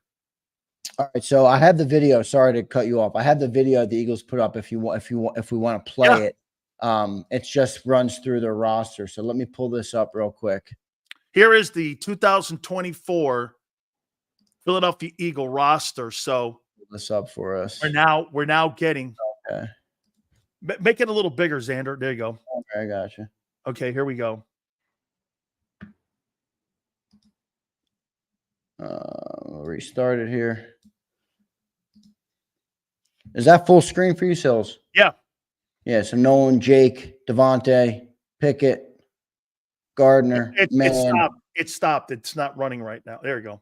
No, all right. How's that? Dean Covey's in there. Sweat, Ringo, Ricks. Ricks, Eli Ricks. There you go. James Bradbury's on there. Avonte Maddox is in. Quinion, obviously. Reed Blankenship. Yep. Cooper. Isaiah Rodgers. Tristan McCullum makes the team. Will Shipley, Devin White, Patrick Johnson, Rick Lovato. We knew that. Zach Bond made it. Yep, obviously. Steen. Ben Van Sumeren. I knew he would make it. Thomas Booker makes the team. That's big. Darian Kennard made the team as another one. Trevor Keegan, Calcaterra, Dotson, obviously. Johnny Wilson. Marlon T. There's Marlon, Morrow, Carter, Huff, Hurts, Slay. That's the beginning. So Tristan McCullum makes the team. That's big. That's probably the one that stood out to me. That's a shocker. The most there. Tristan McCullum making the team. And then who else were we surprised at there that made it? Eli Ricks. So Eli Ricks makes it. Darian Kennard. I had Ricks making it. You did. You had Ricks making it. That is correct. So you had him right. I'm going to keep up to date and see. So Eli Ricks makes it. Bradbury makes it. I'm happy Thomas Booker made it, Sills. And then you saw Marlon T. and you saw Muro Ujoma, which means they must be going 6 deep at the defensive tackle position too. They're going 6 interior and 6 perimeter edge. That's a lot. So Ben Van Sumeren makes the team. Oren Burks released. That means Oren Burks is released. Josh Jobe is waived. So those guys are going to have a chance. We'll see if they bring back Oren Burks. Josh Jobe will have to get through waivers. But Ben Van Sumeren, Tristan McCullum, Thomas Booker, all guys that are in. And then here's your list of release. Jalix Hunt made it too, right? Yeah, obviously. They didn't spend a 3rd-round pick on Jalix Hunt was there, Senor. I see that you're asking for him. He was there on the video. So here is your guys who are released. Ready? Yeah, can you put that up? Yep, I'll put it up. So released, this is from Zach Berman. Shout out to Zach Berman from PHLY. This is your list of release guys. Linebacker, Oren Burks. Wide receiver, Paris Campbell. O-line, Nick Gates. Johnny Mack had Nick Gates making the team. QB, Will Greer. Guard, center, Matt Hennessy. Perry Nickerson, cornerback. Linebacker, edge rusher, Julian Okwara. Wide receiver, John Ross. And guard, Max Sharping. And offensive lineman, Brett Toth. Xander, off that top list, who do you think they bring anybody back for the practice squad? I think Paris Campbell's a practice squad guy. I think Oren Burks could be. Would they put Will Greer on that? I think they'll keep him around, probably, yes. And then I think Julian Okwara is another guy. John likes Perry Nickerson, and we'll see. They originally liked Matt Hennessy, but they must really not like him right now. So we'll see if one of these offensive linemen is maybe multiple of them, Hennessy, Sharping, and Toth, but all of them could be guys that are, on the practice squad eventually. We'll see what they end up doing. And then here's your list of waived guys where you have Gottlieb Yedze. I can't pronounce all these, but you guys can see the list. Tyrion Davis-Price was waived. Gabe Hall, Jacob Harris, Griffin Hebert. What about Jobe? You think they put him on the practice squad? EJ and Josh Jobe. Terrell Lewis. I think so, Sills. I think they'll try and get him back to the 53 on game day because they like him so much in special teams. But we'll see what they do. Lou Nichols is down here. Kendall Milton, the undrafted guy, Zach McPherson. Dylan McMahon, Sills, draft pick. Wow, they cut him. Yeah, so All right. Well, they waived him, so we'll missed- see if he gets through waivers. But he's a big one. We didn't mention him. That's a big one. No, The I first had him making the team. Yep, that's the only draft pick that did not make the team. So we'll see if they Practice get him squad through guy? waivers. Yeah, if they get him through waivers. He's not invested, obviously. PJ Mustipher, Kendall Milton, Austin Watkins, Caden Stearns, obviously.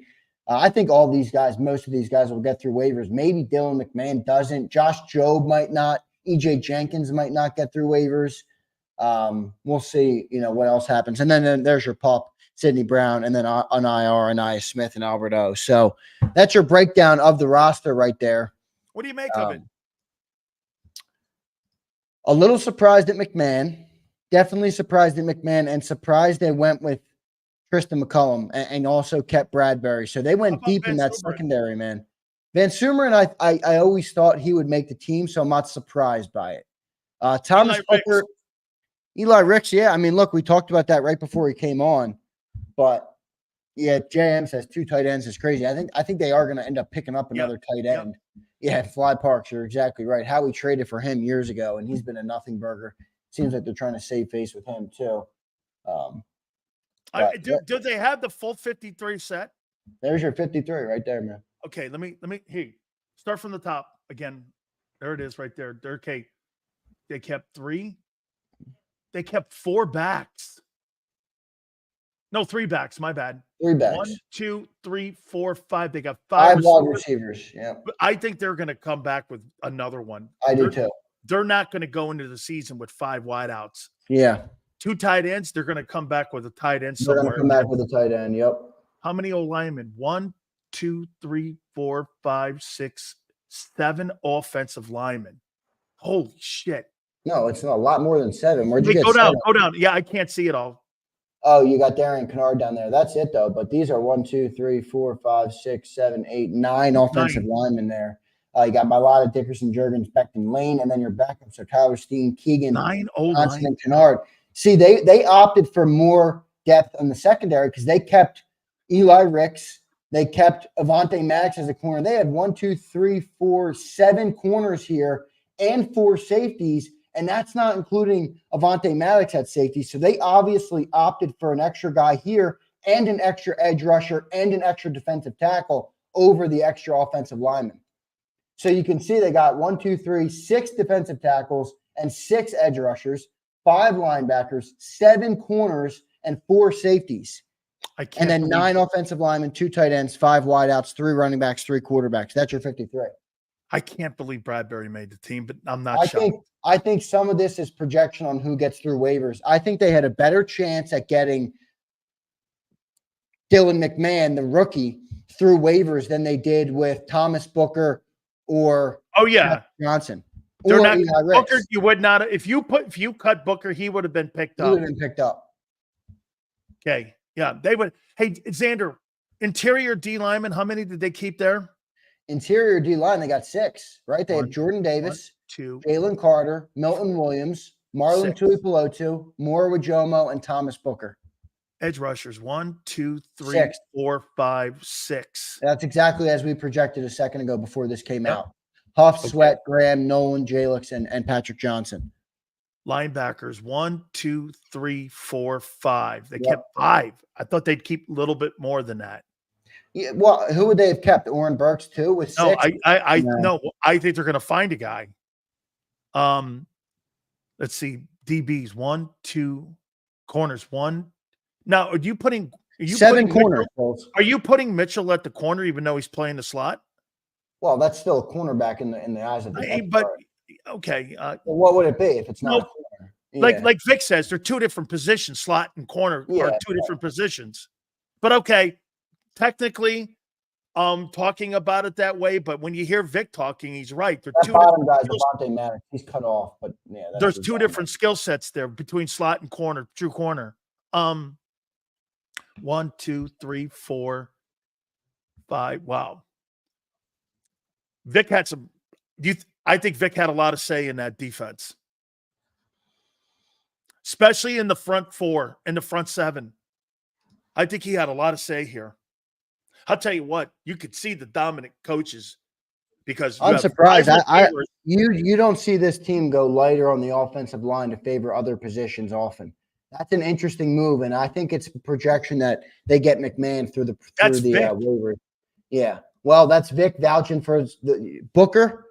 I mean, Patrick Johnson. Don't you think it came down to keeping Booker or keeping Tooth? Tooth? Who's Tooth? Or the old lineman they cut.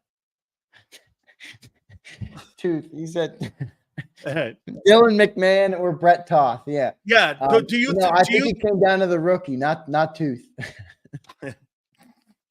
you can dub that a new nickname. Quite frankly, you know what? I'm talking about the 62nd guy on the team. How you done? I'm going to call him Tooth. All right. Well, look, that's your 53, man. There it is. No! And down holy cow, Xander. 2 questions for you. Okay. How you feel about this football team getting ready for September 6th now? I feel pretty good, honestly. I mean, I think there are spots you can be better, but I like the depth on defense. You got tons of depth. You might not have the greatest starters at every position, but you do have depth. I think it's a big year for the guys up front and Jordan Davis and Jalen Carter. I don't see many holes, Sills, looking at this thing. I know you're an objective guy, and what do you mean holes? You don't see holes. What are you talking about? Okay, where do you see holes? Let's debate. All over the entire defense. Unproven players. Everywhere. Unproven players everywhere.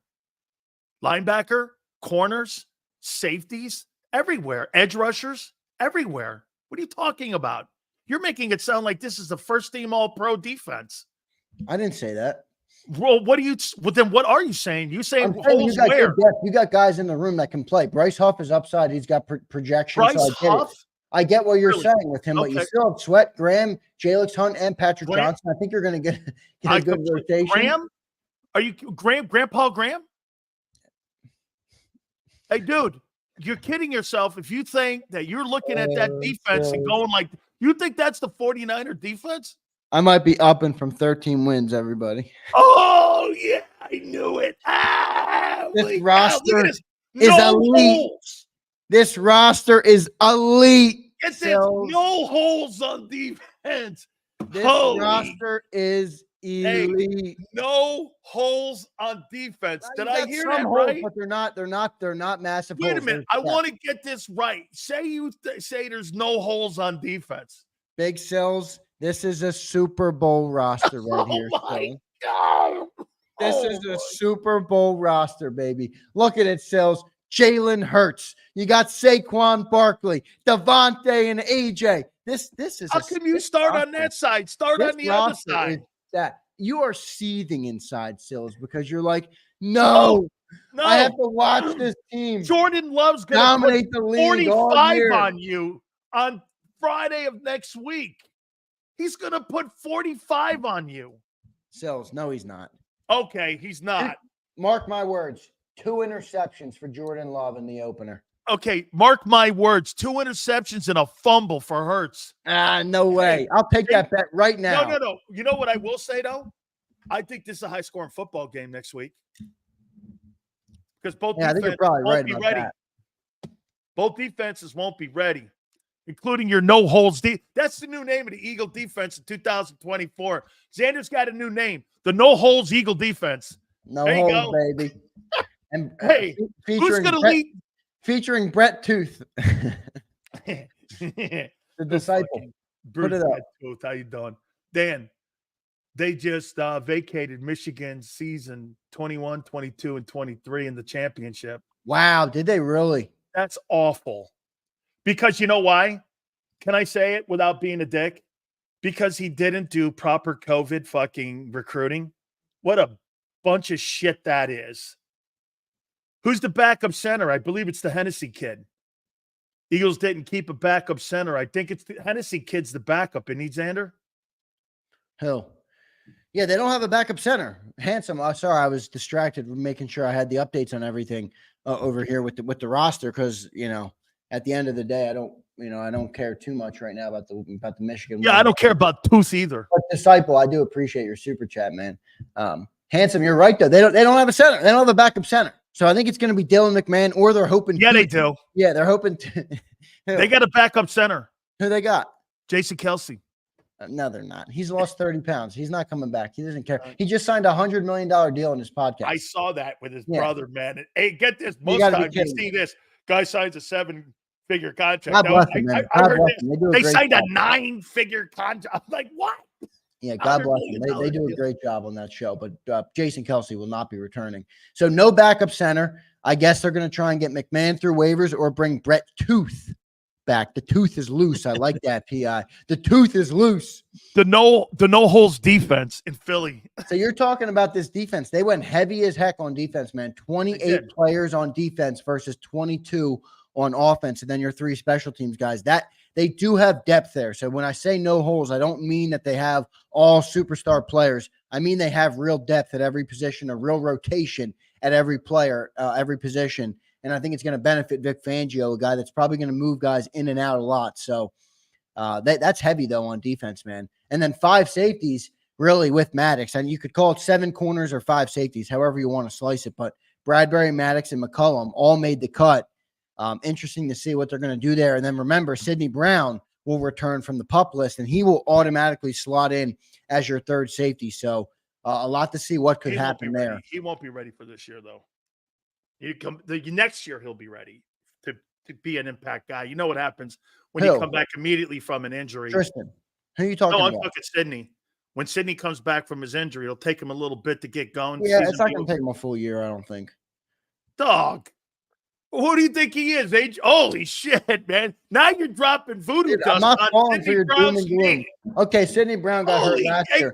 I'll talk to you in 2 years. If I said that every time a guy got injured. No, Sidney Brown is going to come right off of an MCL injury, and I promise you, this guy's going to be your starting safety lining up against Baltimore. Whatever, so. Give me the tooth. Give me the tooth. Listen, I think they bring back Jack Stoll. A lot of people have been projecting that. He was a guy that got cut in New York. I think they bring him back for that 3rd tight end. So we'll see what they end up doing with there, though. I thought EJ Jenkins would get it, but he didn't. Xander, are you seeing any names out there that are being released too? Also, that's something that maybe Howie could because there's probably a ton of names right now that are going across the wire right now that you got to figure this, dude. You got to figure Howie's got to look at maybe a receiver, a tight end, maybe another linebacker, maybe another running back. Yeah, I'll tell you what, Sills, if a team picks up Dylan McMahon on waivers, I think the Eagles are going to be in trouble. They don't have a backup center. I'm looking at this roster right now. They do not have they have no Nick Gates, no Dylan McMahon, no Brett Toth, no Matt Hennessy. Oh, they do not have. They do have a backup center. They really do. You know who it is? Landon Dickerson. No, they're not. They're not going to move him, dude. They just paid They him. would have to. They're not going to. They're not. So wait a minute. You're going to have a $50 million quarterback, and if that kid goes down, you're going to sign a guy off the wire who doesn't know the plays? I'm looking at this offensive line. Your backup linemen are Tyler Steen, Trevor Keegan, Fred Johnson, and Darian Kennard. They do not have anybody to play backup center. You're right. They're going to have to move Dickerson if they had to. Well, yeah, I think they're still going to make a move, but I'm just saying, I think their contingency on this is that McMahon was going to get through waivers and they would elevate him when another injury happens. Think about that. You're right. Get through waivers. You cut him knowing full well you don't have a backup. So you're assuming he's going to clear. You're hoping. Wire. Okay, that's kind of a gamble, though. I don't think it's no doubt it's a gamble. No doubt it's a gamble. If I was Dallas, I'd pick them up because they got problems at center right now. I know, right? Even just to make us even make it harder on them. Yeah. I mean, look at what the Eagles did last year with Rashad Penny. They signed him to keep him away from the Cowboys. This is the only reason they never took him out of the barn. Wow. I'll tell you what, like I said, there's going to be some names out there. I would not be shocked if they look at something where somebody gets released that's an edge guy.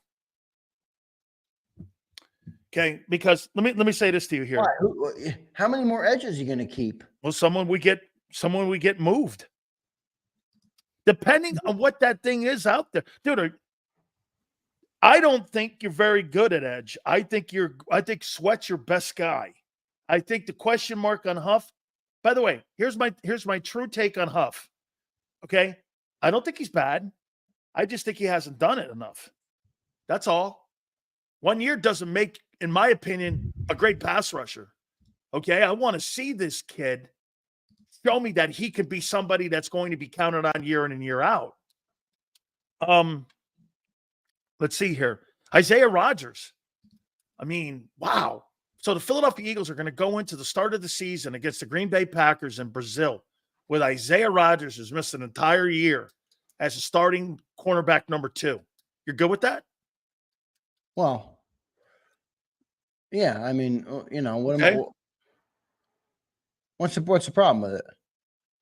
You don't think that that's a huge question mark that you go into a game where you're going to play 2 high safety, you're going to have a middle zone wide open, and you're going to play 10 yards off the ball with your corners, that's not going to be a problem. Well, what's your guy problem? who hasn't played in a year? What are you identifying as the problem there? Experience. With who? Sidney Brown? Isaiah. Oh, Isaiah Rodgers. I'm not that high on him. I don't think he's going to be on this field as much as yours. You don't think he starts against Green Bay then? I think he could start against Green Bay, but I don't think he'll be in there long, man. I think they move Quinion on the outside. I think Cooper DeJean gets up to play and they try and get him in at the slot or Avonte Maddox in at the slot.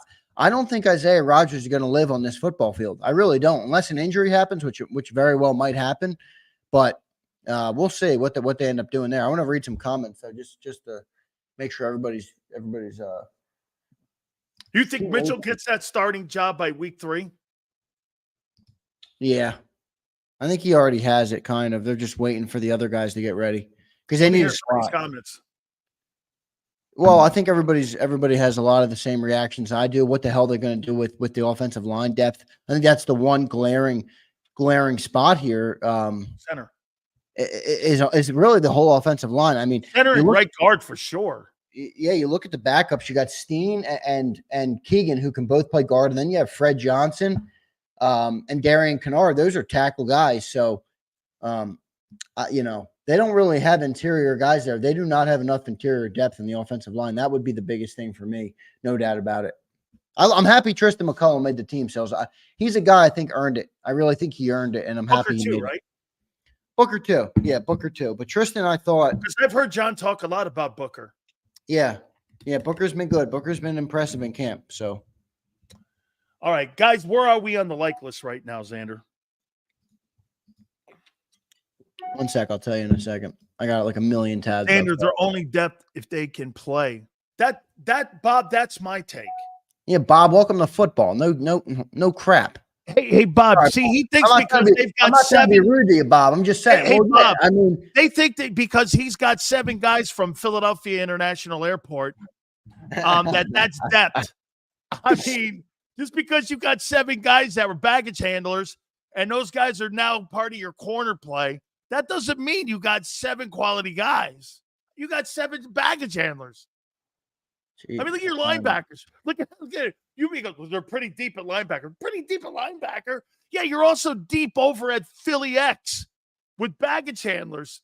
They're deep too. I'm gonna make a channel for Dan and Bob to go and blast into the abyss that these guys have never played yet. You're right, Bob. Remember that. Xander, the no holds defense. You know, Gang Green. This is the new no holds defense. I talked to Bob. I know Bob well. Bob was on the show with me. Bob has been an Eagles fan since before I was born. But Bob, come on. Come on, Bob. Make sure those baggage handler linebackers, man. Bob says, I'm being a realist, Xander. Come on. Come on Jason, now. Yeah, Jason, I'm with you, man. I'm with you for sure on this. 217 likes. Guys, please hit the like button. You've been absolutely great. So, Xander, you're going to do a quick hit with John right after the program, right? Yeah, I'm hoping at 6 p.m., but I'm waiting to see when he talks to Howie because it's gonna depend on that. So, yeah, Howie's supposed to speak today. So, hey, wait, here's Howie. So, the guy came down with malaria, Anaya Smith, and there he is now on the IR. Holy shit, man! I mean, somehow that guy made the team. Now, what a shocker! Hey, I heard John go like this. Hey, I talked to the kid yesterday for about an hour. He says, "Yeah, I'm really feeling pretty well." Mm-hmm. This guy comes down with malaria the next day. Now he's on IR. That was some Howie moves right there. Absolutely, man. Xander, good stuff, man. Hey, the no holds defense. I can't wait next Friday against Green Bay. Absolutely. I almost want to. Bob Brown, blast me. Xander, Bob, you're not calling me have a socialist, are you? take. Bob, I'll block you from this chat, Bob. Bob, don't do it, Bob. Hey, Bob, don't call him a communist or a socialist. That's not going to work. Bob, none of the above. Look at the camouflage hat, Bob. Not good. You got to be kidding me, Bob. That's right. Look at that. I think Bob. President of the Dean Bob, you might need a day off from Sileo, Bob. I think he's corrupting that big brain of yours. See, Bob. Stu says press conference starting. That's big right there because that means I'll hopefully get John at 6 p.m. Yeah, Howie's live, and it looks like Nick Sirianni's with him. Of course, they got to trot the two out together. Do me a favor, Xander. Can you monitor that and maybe at the top come back with me for about 5 minutes? Yeah, that's perfect. I'll monitor it, but just 5 minutes. I won't keep you long. 5 minutes and just give us some takeaway. I don't care how long you keep me on at the end of the day. We got news breaking. We got Eagles roster cuts. We got the best defense. We got the best defense in the NFL, and I'm ready to debate Big Sills on all of it. The no holds defense. There you go. I want a T-shirt with that from JAKIB. Screw that Barkley thing because he's going to get only 50 yards a game and he's going to play 10 ball games. I want that T-shirt made that says the no holds defense, according to Xander Krauss. All right, Dude, guys. Look at what Bob started. You got to be kidding me, dude. There's only one thing that really pisses him Here off. we go, Sam. Appreciate you, brother. Right on the money. 13 wins. Come on, man. You know better than that. You got to be kidding me. You're a Marxist. Hey, come on, Kamala. Oh, God. On that note, I'm leaving. I'll talk to you at the top of the hour. Okay, I appreciate it, Xander. Love that, man. Really good stuff there, man. Don't forget, right after the program, too, him and John McMullen will do this, and we'll come back. We'll hit on this a little bit more here. Please hit the like button. You guys are absolutely killing it. Keep it here, National Football Show. Michael Vick at BetUS.com. Catch an incredible 125% sign-up bonus on your first 3 deposits, plus 10% gambler's insurance. BetUS, my online sports book and casino. If you missed any of today's show on the JAKIB Media channel, listen to the podcast on your way home. Available on YouTube, Apple, and Spotify.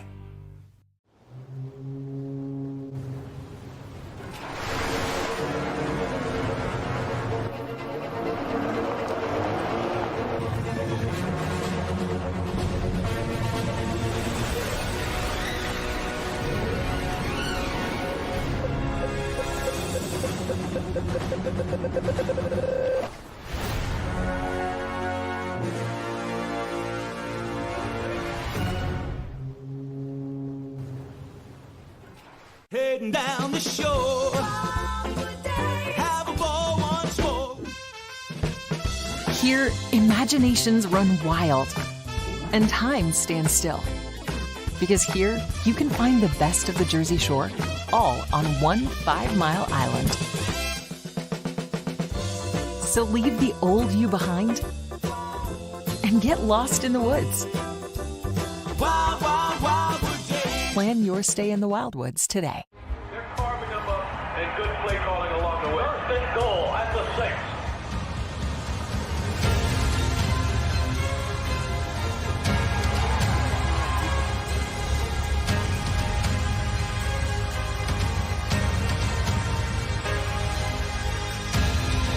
On the field of life, First Trust Bank is there for you.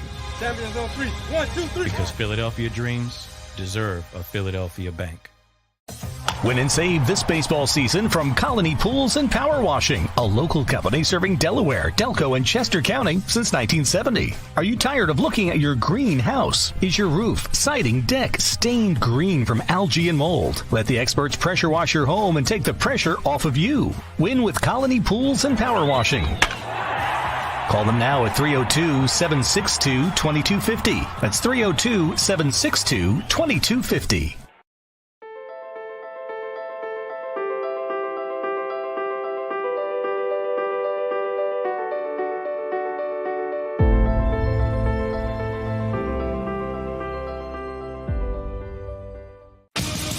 the greatest fans on earth. It's a bold statement, but would you expect anything less from Philadelphia? 58 years of heartache creates a toughness, a grit, a resolve not found in most. Sure, our prayers were answered, but now that we've had a taste, we're looking for more. Pondley Hockey, official partner of the Philadelphia Eagles.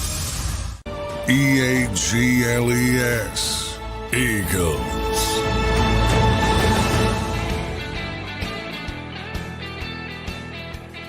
Big Sills National Football Show. Holy cow. A lot of news. 1,100 guys are being released around the National Football League. Teams had to get down to their 53-man roster by 4 o'clock Eastern time. The Eagle roster has been set. By the way, it's top of the hour. We'll get a little bit of an update on what Howie is saying. Howie said his word is his word. That's why Bradbury's here. I'm sorry? Howie said his... Oh. So wait, the head coach doesn't pick his team. Here we go again. General manager picks his team. Oh, Sean! Hey, just like Bob says, just because you have 7 baggage handlers doesn't mean you have 7 linebackers. What do you think hey,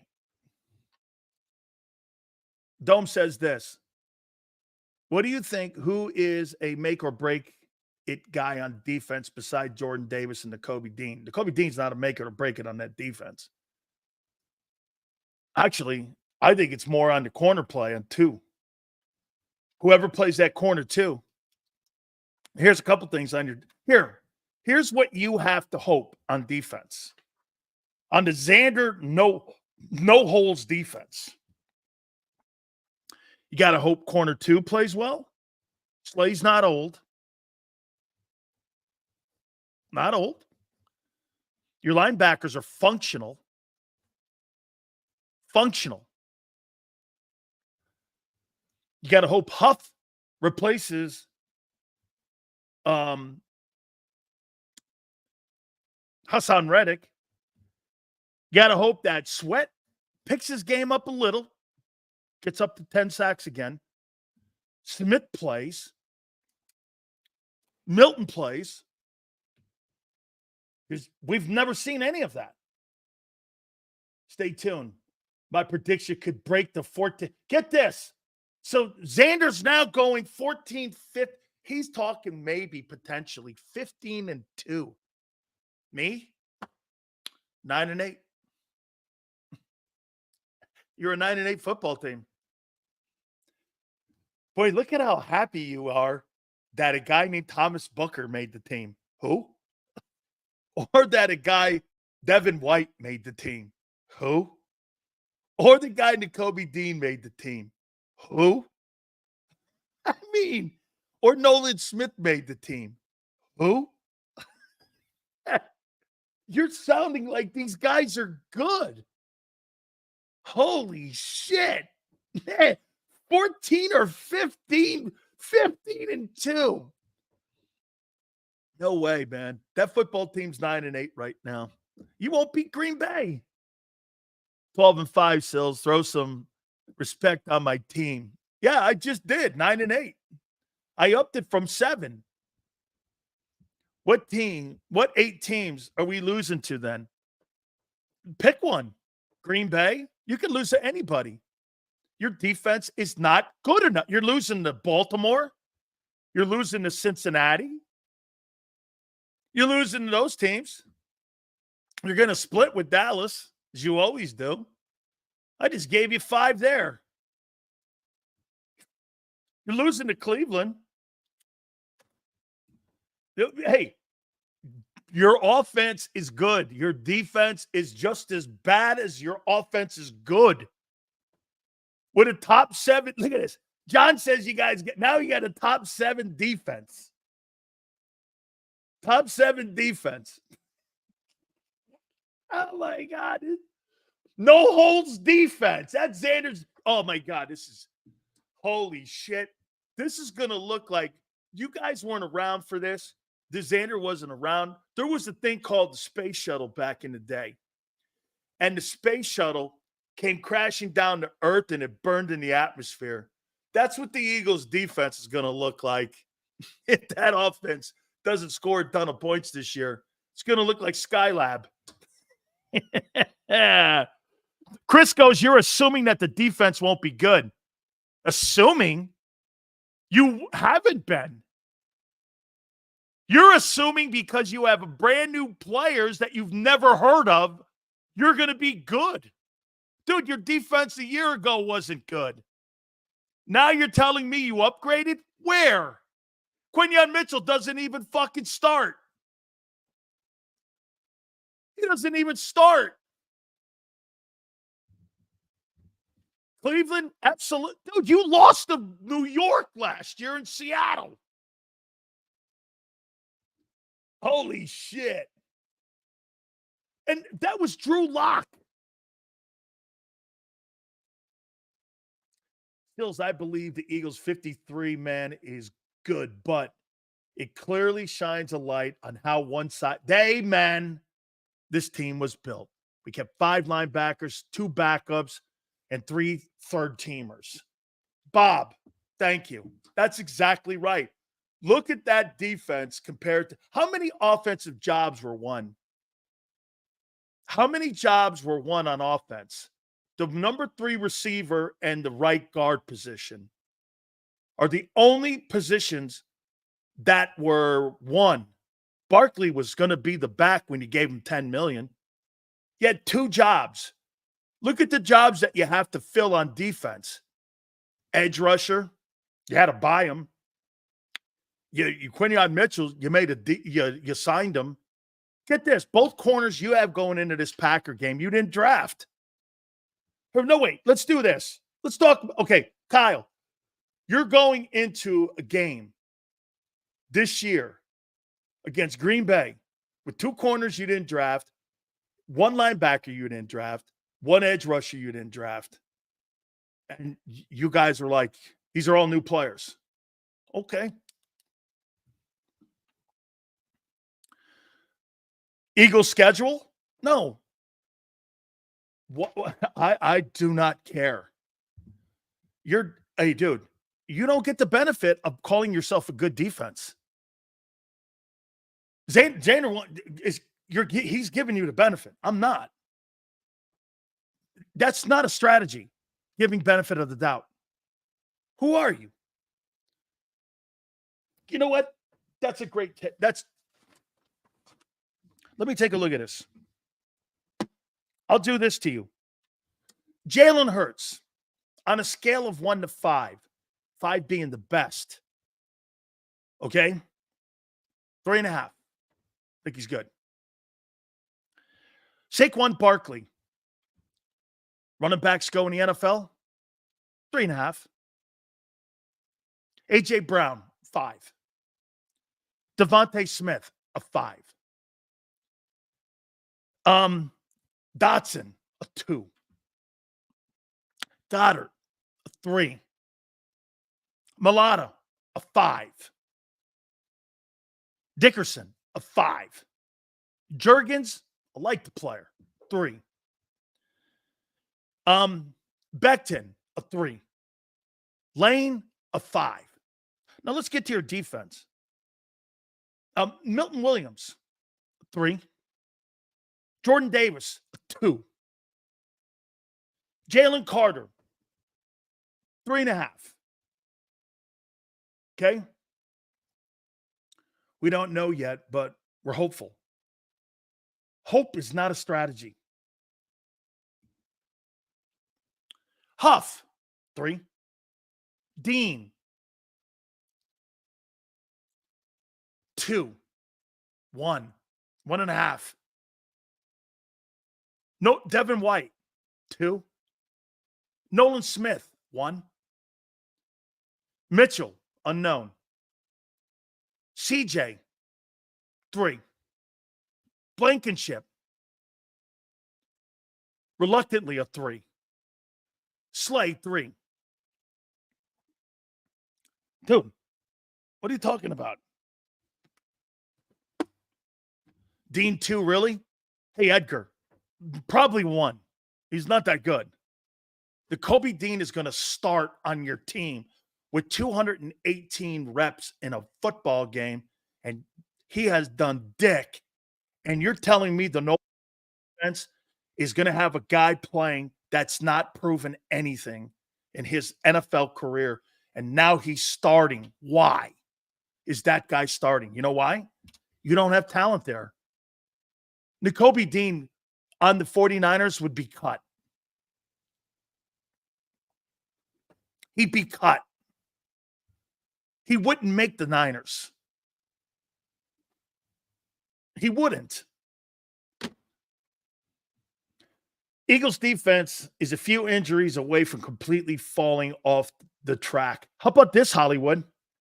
I would even make this comment here. By the way, guys, please hit the like button. Your offensive line is an injury away from disaster. What if that center goes down?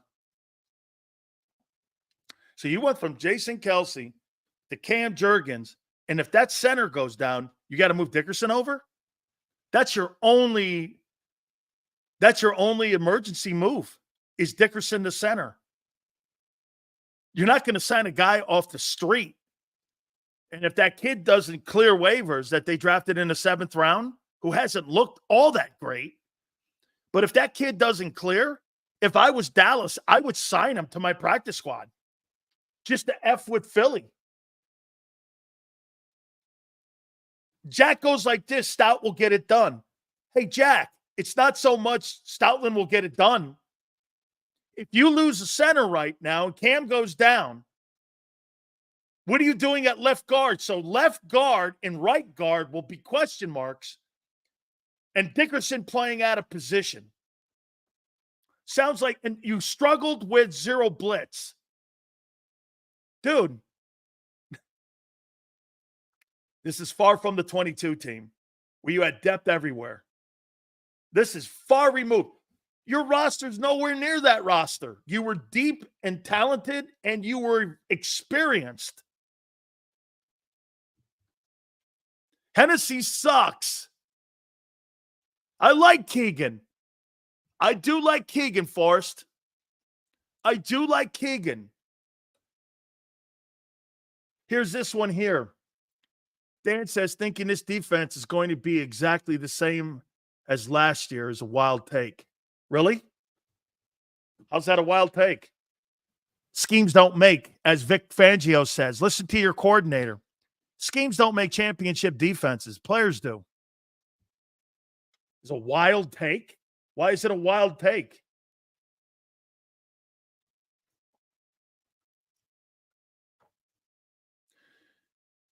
Sills, if Vic can turn this D into a top 12, there we go with if. It could win the Coordinator of the Year award. This guy is forced to do more with less. Absolutely. Okay? They've improved. You don't improve with young talent that's never played, Dan. How are you improved when the kid's not even starting? You were 31st in pass defense. He couldn't win a job as a corner that you drafted him at? He's playing out of position, Dan. What's that reasoning? And just to get him on the field? You couldn't get him on the field in his pure position? Hang on here. You couldn't get the guy on the field with a guy who has been out a year that you drafted in his true position. But you want him on the field, so you're going to come up with him in the slot. Really? I thought you upgraded. So what? Quinyon Mitchell didn't upgrade your corner position? He's not starting.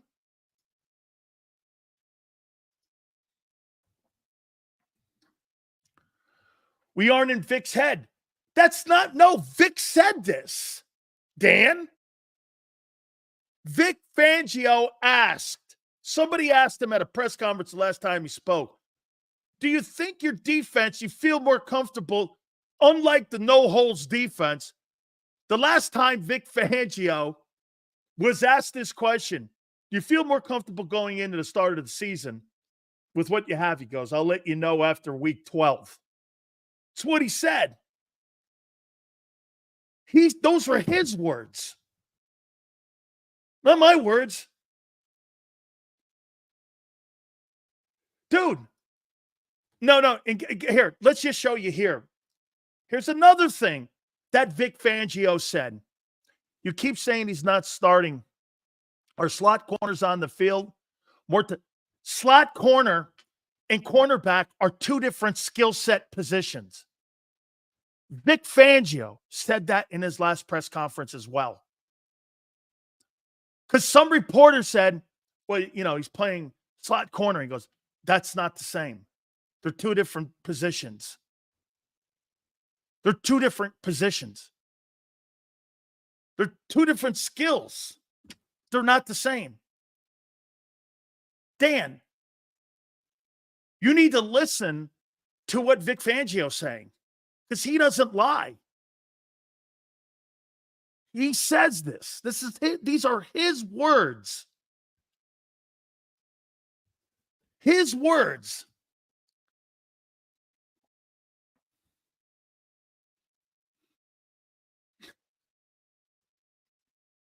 I mean,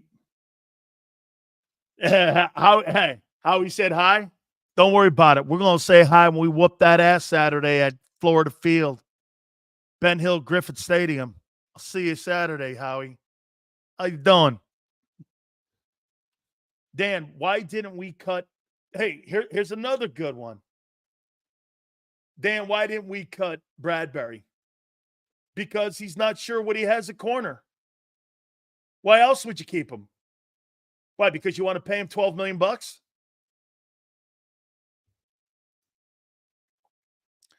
Sills, the back four is all about communication.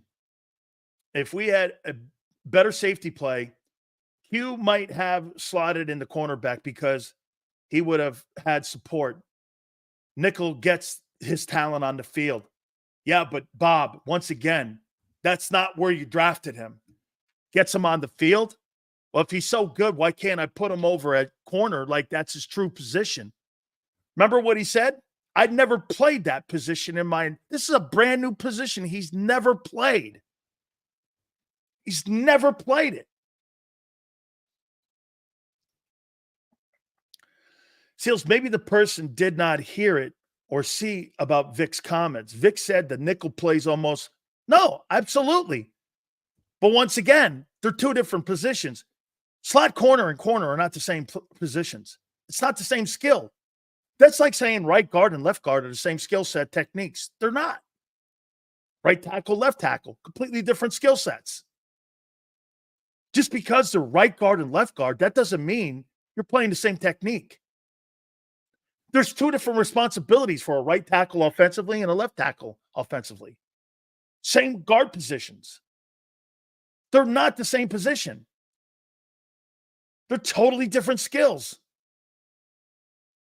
Absolutely.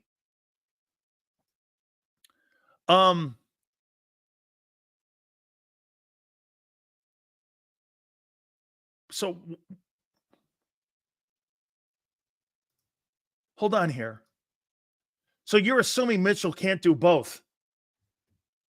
I'm telling you, if this guy's so fucking good and you drafted him as a corner, why isn't he playing corner? You can't beat Isaiah Rodgers out? Why is that? Vic doesn't trust him. Vic doesn't trust him. Simple. Somewhat a surprise, yeah, because now you guys have very astutely brought up depth. What are you talking about, depth? You need a corner too. Bradbury is on the team because Quinyon Mitchell's not ready to play yet. Only reason. You think Bradbury's going to play any safety this year whatsoever? You're paying a guy $11 million to sit on the bench. Why is that? Because they don't believe what they have at corner. Can't wait to see these two guys get out there and play against the Packers September 6th. Isaiah Rodgers, and get this, would it shock me that Bradbury got any play time at cornerback against the Packers? No. It won't shock me. No. I guarantee you he gets some reps out there in the Packer game. I'll bet you anything on that. Okay? But Slager goes, Roseman just spoke about Bradbury as a safety. So wait a minute. You really believe that James Bradbury, who's never played, you got two guys in your secondary that have never played and they're out of position, Quinyon Mitchell and also James Bradbury. That's quite a no-holds defense. What do you think this is, high school football where you could just slug a guy in? This is pro football. It takes decades and years to play positions to get to the NFL. You're just going to slug guys in because you don't have a body. That's why.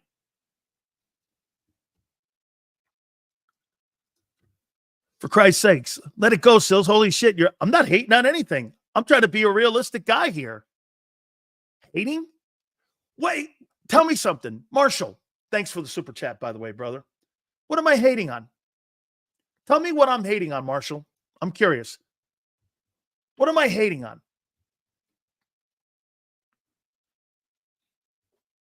Tell me what I'm hating on.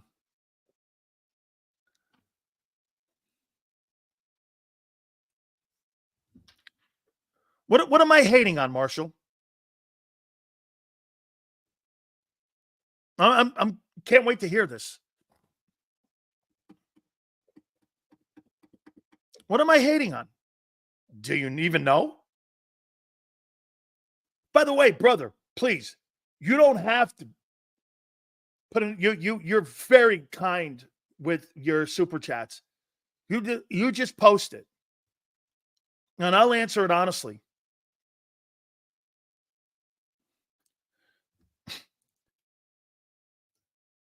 Glad you're having a good time picking out every negative team can go through.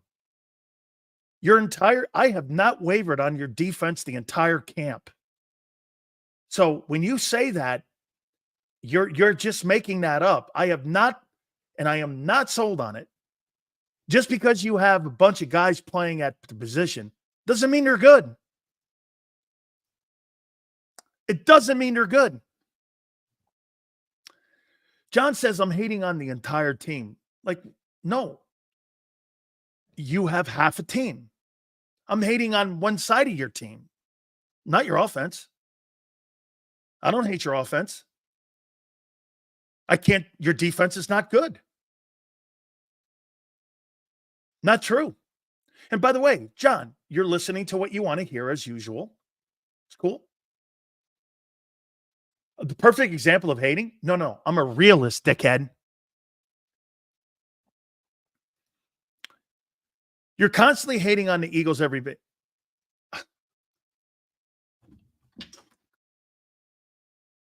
Because you're not good. Here, I wrote this down.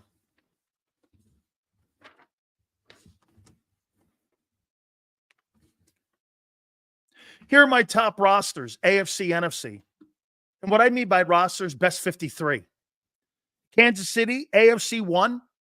And these are championship rosters, in my opinion. Okay? Championship roster type teams. Kansas City, Cincinnati, Baltimore. I like Houston.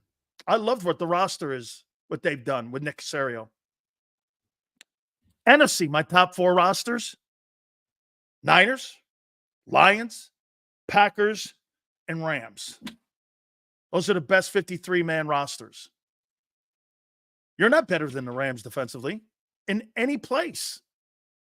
Linebackers, D-line. Shit, they got a guy who had a better year as a rookie than what even Jalen Carter did. He led all rookies with 9 sacks. The kid they got from Wake Forest. He had a better year than Carter. Better year than Carter. And by the way, the majority of these teams all have guys that have either won a Super Bowl or have won MVPs or have been to a Super Bowl. I don't look at half a team and go, well, they're great. Dude, think about this. What made the Patriots so? Can you name me one superstar player that Tom Brady played with outside of Gronkowski in the 6 Super Bowls that they won with Tom Brady on offense? Name me one. Not named Gronk. Blindly supporting a team doesn't make you a better fan. You can be fans that call out question marks. Thank you, Edgar. Thank you, by the way, for the super chat. Randy Moss never won a Super Bowl with the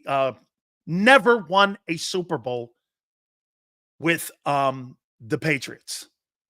Name me one player on offense that Tom Brady played with outside of Gronkowski in his entire 26 years that was an all-pro superstar ball player. Welker, no. He was a special teams guy. Amendola, Edelman, no. Nobody.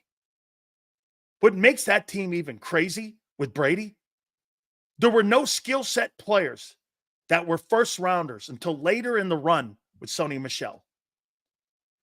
Aaron Hernandez was a 4th rounder. Corey Dillon was a free agent. Wes Walker was a free agent. Those guys aren't going to the Hall of Fame. They're not going to Kevin Falk, Corey Dillon, Welker. They're not going to the Hall of Fame. They're not Hall of Fame players. They're not Hall of Fame players. What's Stallworth? LeGarrette Blount's not a Hall of Fame player. He was a free agent. They didn't play with one first-round draft choice on that entire run, including the quarterback. And nobody was the highest-paid player, including the quarterback. What's that tell you? Their defense on the other side was just as balanced. They never had superstar players in New England, but they had the roster that was balanced. You know why? They had a balanced salary. Hey, Bob, are you in here? Would you not agree one of the key components to the New England Patriots' success is the fact they had a balanced salary cap? Cowboys waived 20 players. Wow. That's a ton. Bob, right? Offense never had more money than the defense. Defense never had more money than the offense, right? He said all pro, right? Yeah. Well, there weren't any all pros on that team outside of Gronk. No first rounders for sure. Look how much money you got in your team. Look at the money you spent on one side of the ball. I don't always agree, but I appreciate honesty. Sean, thank you, my friend. Our defense, they did have superstars. Asante Samuel. Yeah, get this. You don't have guys like that on your defense. You know why? Because they had a balanced salary cap. They could go get Rodney Harrison. They could get Junior Seau, John. They can have players that of that ilk on that side of the ball. You can't have that. You're spending $200. Get this, John. You got a $200 million payroll on offense alone. Your cap's only $250.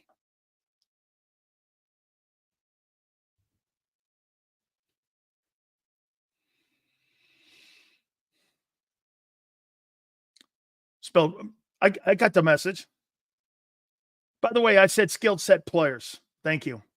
But okay, I said skilled set players. Receivers, running back. That's why I mentioned Sony Michel later on. I believe he was a first rounder out of Georgia later.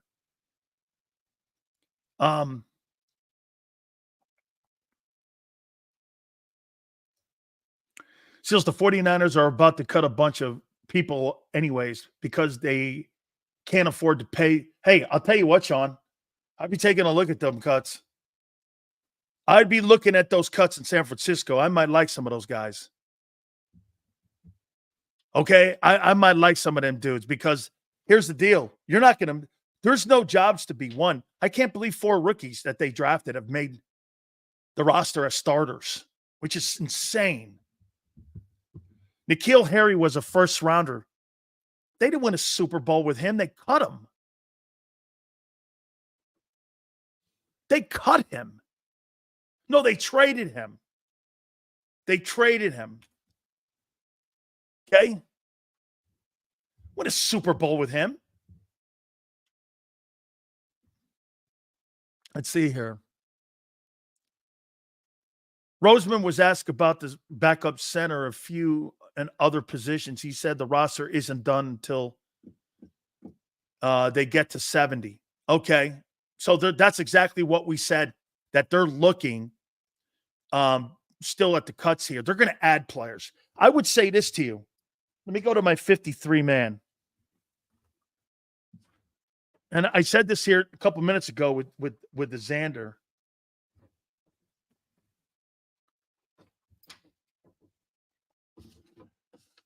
Where's that 53? Here it is.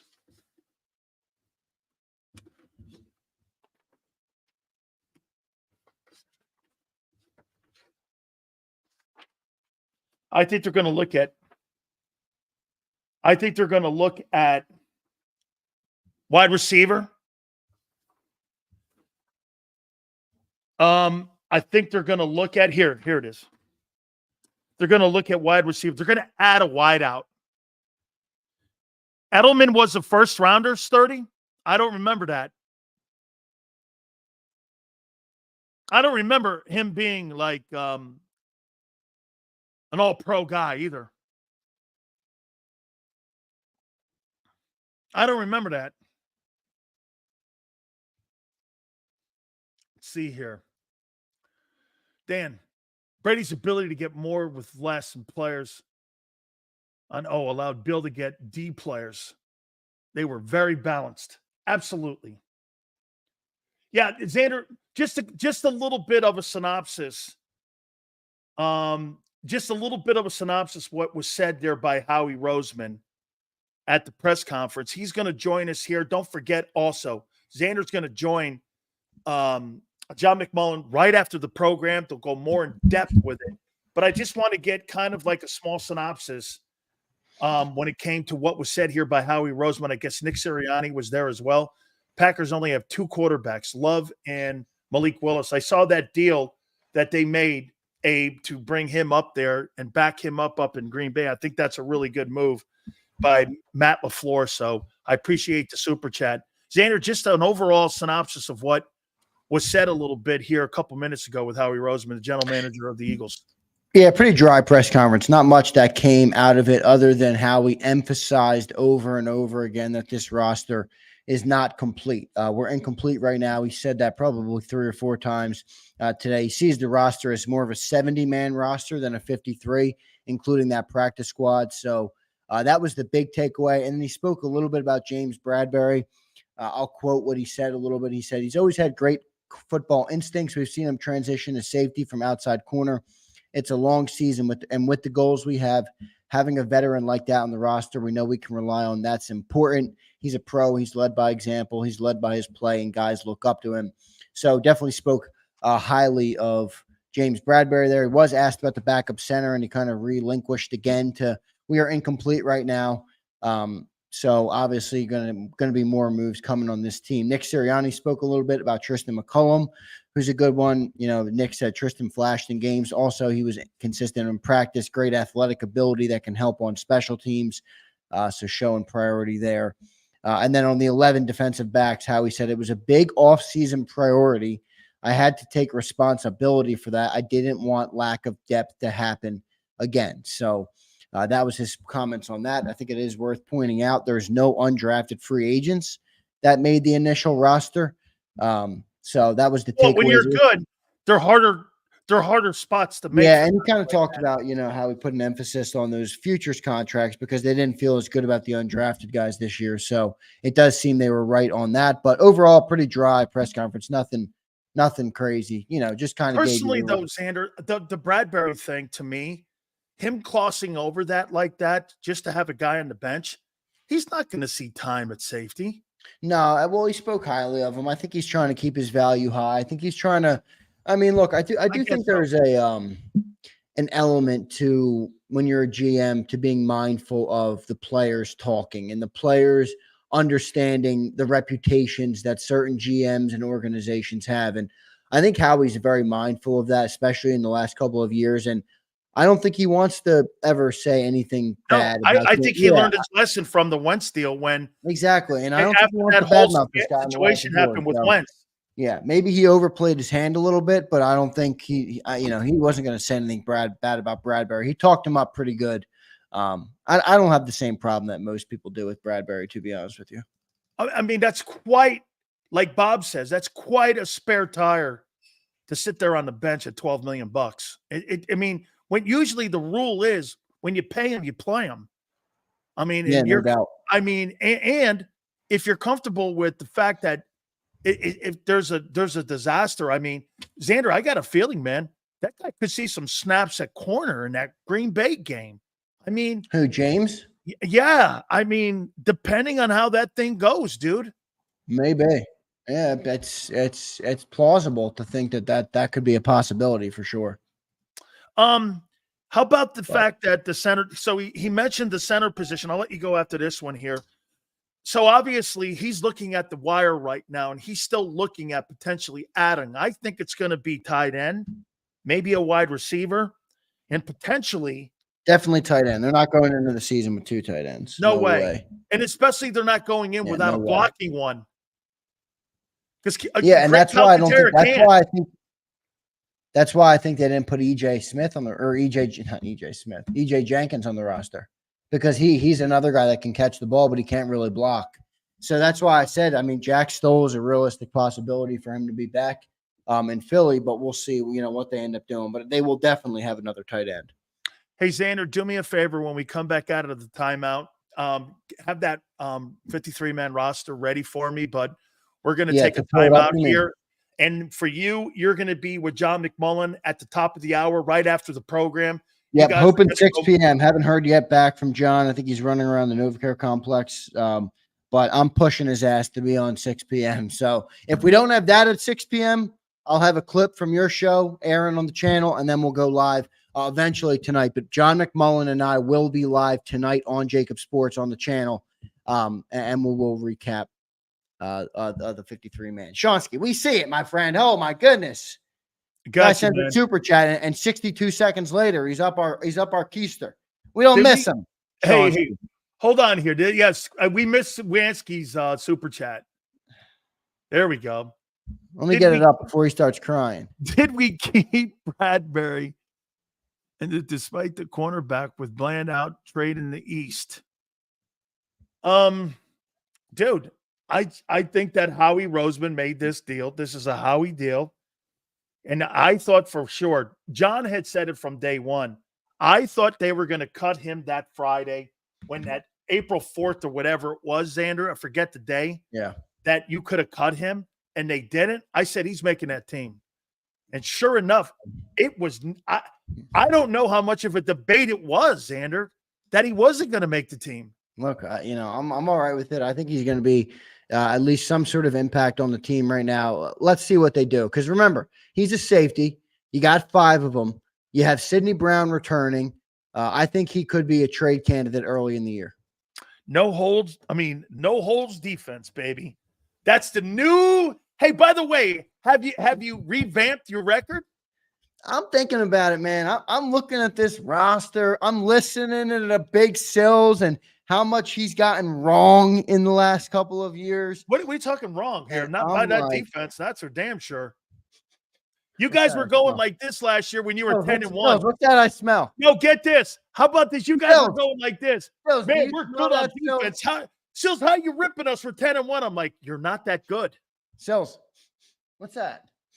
You smell that? You know what that's called? Success. I smell it. 15 wins.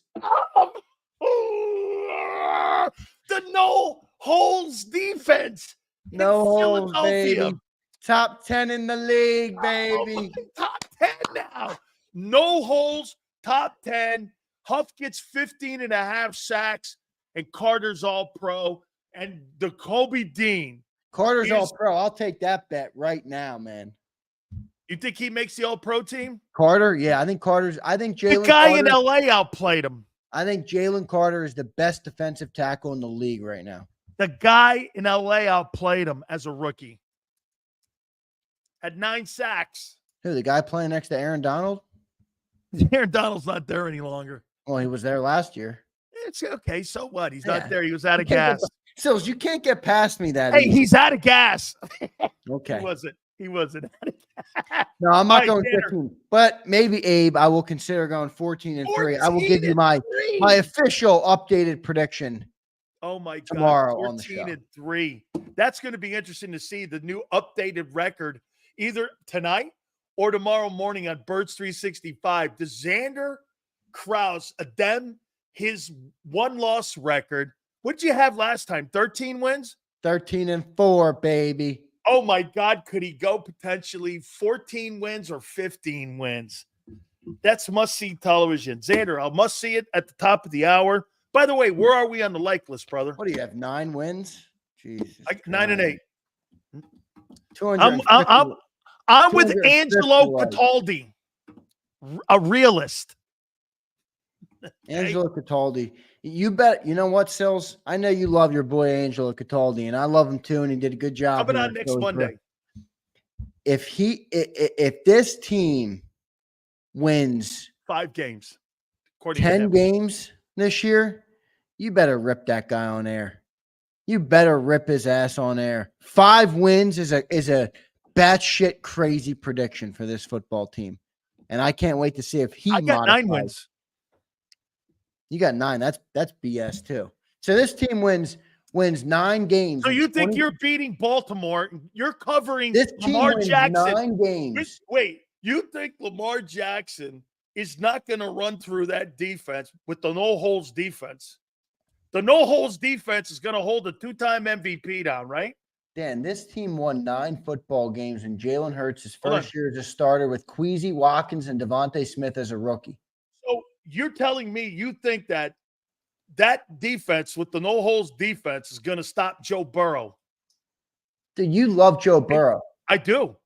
Yeah, all right. I'm not that infatuated with the guy. He's good. He's a good player. What has Hurts done more than him? Nothing. He went to Super Bowl too. Okay, and he lost too. Okay. All right, so he's done nothing more. Then why do people look at him more in the light of being one of the big? Oh, that's right. I forgot. What is Joe Burrow done? Because he's 5-1 against Mahomes. What has Joe Burrow done that Hurts hasn't? He consistently beats Mahomes. Okay, well, he's in the AFC. Congratulations. Jalen's not in the AFC. That's and right. By the way, he loses to Drew Lock. Year. He loses to Drew Lock and the pizza guy. Yeah. Hey, by the way, save all this bullshit for the no-holds defense. That'll be tonight at the top of the hour with him and John. They could go over the greatness of what's the guy that made it? Oren Burks. No, he didn't make it. Oh, he didn't make it. Well, the other guy did. Come on, Sills. Get it Wait, right. who's the other guy? Well, I got to show some love to our new member, by the way. Who's the guy? Who's the guy? What's his name? That's right, Edgar. Hang in there, man. He won. Edgar became a new member today, and he's been ripping back. I love having him in the live chat. Edgar, thanks for becoming a member, man. We appreciate your comments. Hold on here. Who's the other guy that made it? Oh, Zach Tooth. I think it was Brett Tooth. Zach Bond. Zach Bond made it. Zach Bond was always going to make this team. Holy shit. Zach Bond, Devin White, and Kobe Dean. You know what? You don't have a hamburger between the 3 of them. I need everybody in the chat to take it to Sills because this guy is dead wrong about this football. 9 and 8. You've been on our network for 4 years now. This will be the 4th NFL season with us. 9 and 8. You've never been this wrong on JAKIB Sports and 8 as you are right now. 9. I picked you to go to Super Bowl too. Well, in 22 you did. Yeah, when no one else did. Then. I was the first guy out of the gate. Well, you always tell me, what are you worried about 22 for? Quit living on your past. No, this is the worst prediction. I've been on your network, and I just want to make it so we have a reference point here, Junior. This is the worst prediction you've ever had since you've been on JAKIB. 9 and 8. Your worst prediction yet. No. You know what your worst take is? No holes defense. No, good. I'm happy you think that, because when this football team has 9 wins by week 11, I'll be laughing on your show. And when your defense is 27th, once again, and you improved it 4 spots, I'll be saying this: no holes.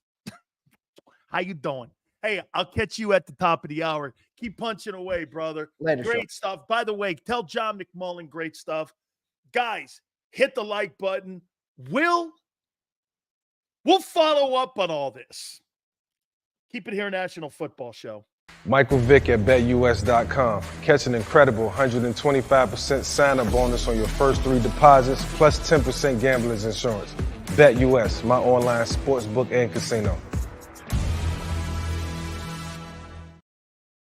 If you missed any of today's show on the JAKIB Media channel, listen to the podcast on your way home. Available on YouTube, Apple, and Spotify.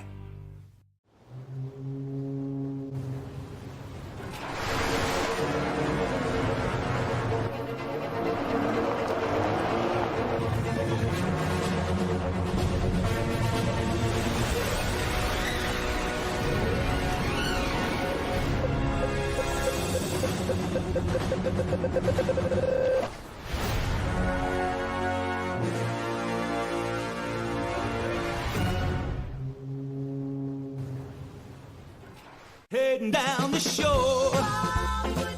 Have a ball once more. Here, imaginations run wild and time stands still. Because here, you can find the best of the Jersey Shore, all on one 5-mile island. So leave the old you behind and get lost in the woods. Wild, wild, wildwood day. Plan your stay in the Wildwoods today. They're carving them up and good play calling along the way. First and goal at the 6.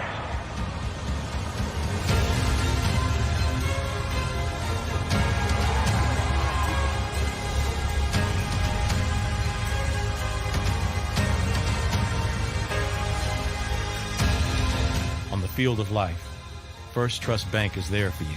Champions on 3. 1, 2, 3. Because Philadelphia dreams deserve a Philadelphia bank.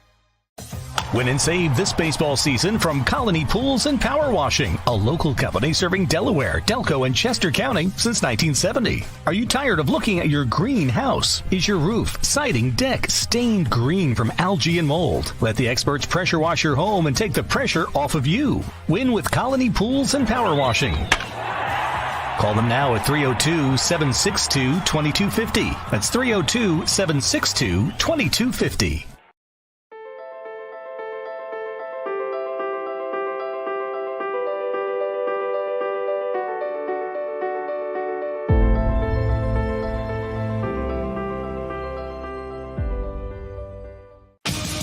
The greatest fans on earth. It's a bold statement, but would you expect anything less from Philadelphia?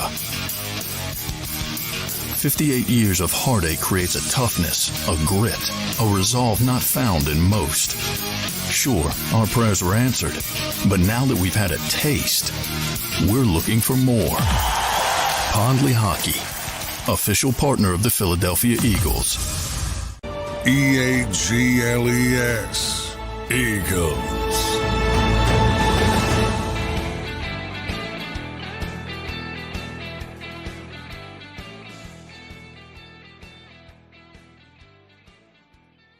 By the way, please hit the like button. See if we can get to 300 by the top of the program.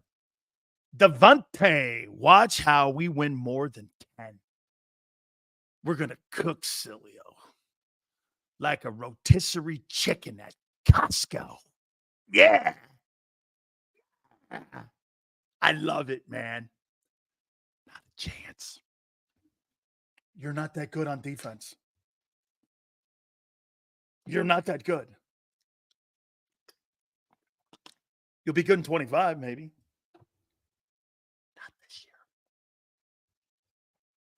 year. 9-8.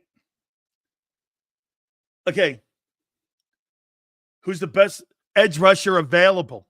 Nolan Smith. Nolan Smith. Okay, Daz. Hey, Okay, look at here. Des the Hebrew, Des the Jew saying this to me. Hold on here. Look at this. It's going to be a lot of chicken. Come on, Des the Hebrew. Come on now, dog. Big Sills. We have a backup center in Dickerson. I know that. So so your backup center is a $20 million left guard. Okay. Right, okay. Dan, we still need a solid linebacker presence, which you don't have. Well, no, the no holes defense doesn't have a problem at linebacker. There's no problem at linebacker. Did you hear Xander? There's no holes. Linebackers are perfect. Dude, I swear to God, listening to Xander's like listening to Sirianni. I like my linebacker room. I like my secondary room. I like my edge.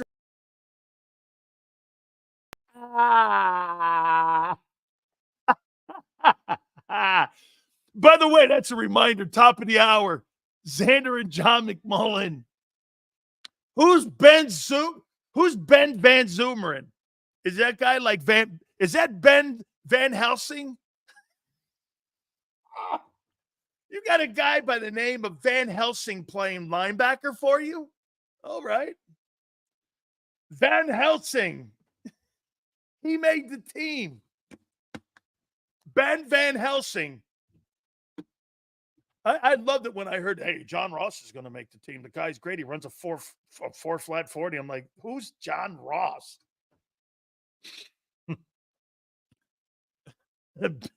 Hey, Van Helsing, he's a heck of a linebacker, man. I think he's going to make the team. Sills, hey, look at it. See this? Here's a smart man. You should take notes, all of you. Sills, you make me worried a lot about this team. At the end of the day, Jeff, this is all going to come down to whether or not that offense can carry the mail the first part of the season. If they can't, like they did a year ago, your defense will fall apart like it did a year ago.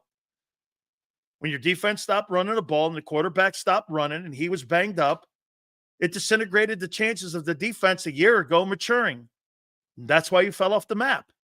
Your run defense went from being sixth or third, whatever it was, against the run, to giving up 100, according to Reuben Franks, to giving up 138 yards a game rushing. Why did that happen? Because you had 3 and outs, your offense puttered. A.J. Brown had one 100-yard game in the last 9 ball games of the season, and you weren't able to move the sticks. That's what killed that defense. And this year, if you can't move the chains and Barkley's not healthy, hey, by the way, we'll see how long Saquon lasts. Because Kenny Gainwell's not going to help you win ball games. Give a shit who he is. He's a dude. Coach. Once again, Joseph, I'm going to reiterate a comment that Vic Fangio says. Coaches don't make championship defenses. Players do. That's your coach's words. Look at it, Xander. Big Sills should be a villain in a Batman movie. No. I'm the villain in Philly. I'm the villain that tells you the way it is. You think I have a plan, Wayne? I'm the guy that chases ambulances. Okay? I chase ambulances. I don't have a plan. Xander and John have plans. I don't. I don't chase 13, 14, 15 wins. I chase reality.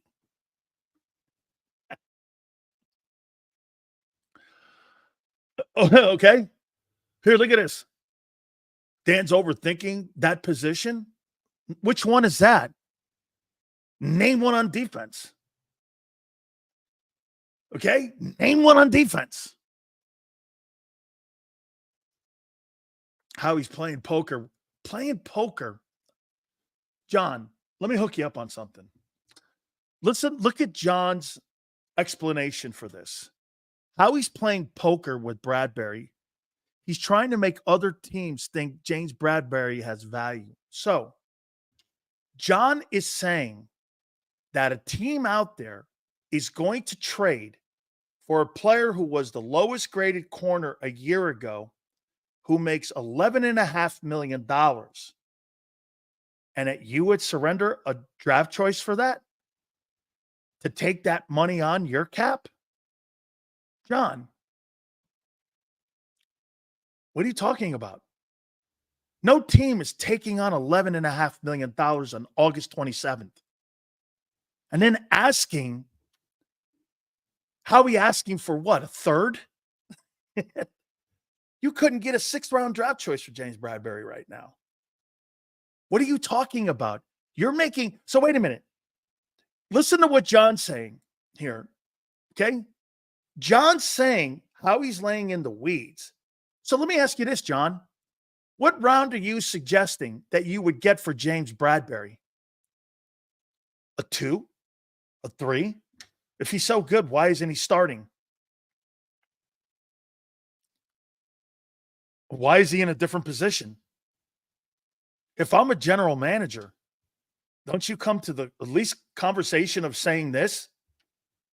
Hey, man, if he's so good, why isn't he starting on your team? Your 1st-round draft choice can't even start at the peer position he was drafted at. Why in the world? He can't start on the Eagles, but I'm going to give you a 3rd-rounder for him. At $11 million. No, Sean. Sean says it's cheaper to keep Bradberry at this point. No, all it would be is $4 million against your cap. But see, the cap is what Howie works with. Howie would rather pay you $11 million than have the $4 million cap hit. Because next year and the year after, he's got $300 million of checks that are due. He's the only team in the league that all these cap hits are now coming to fruition. You got a ton of money.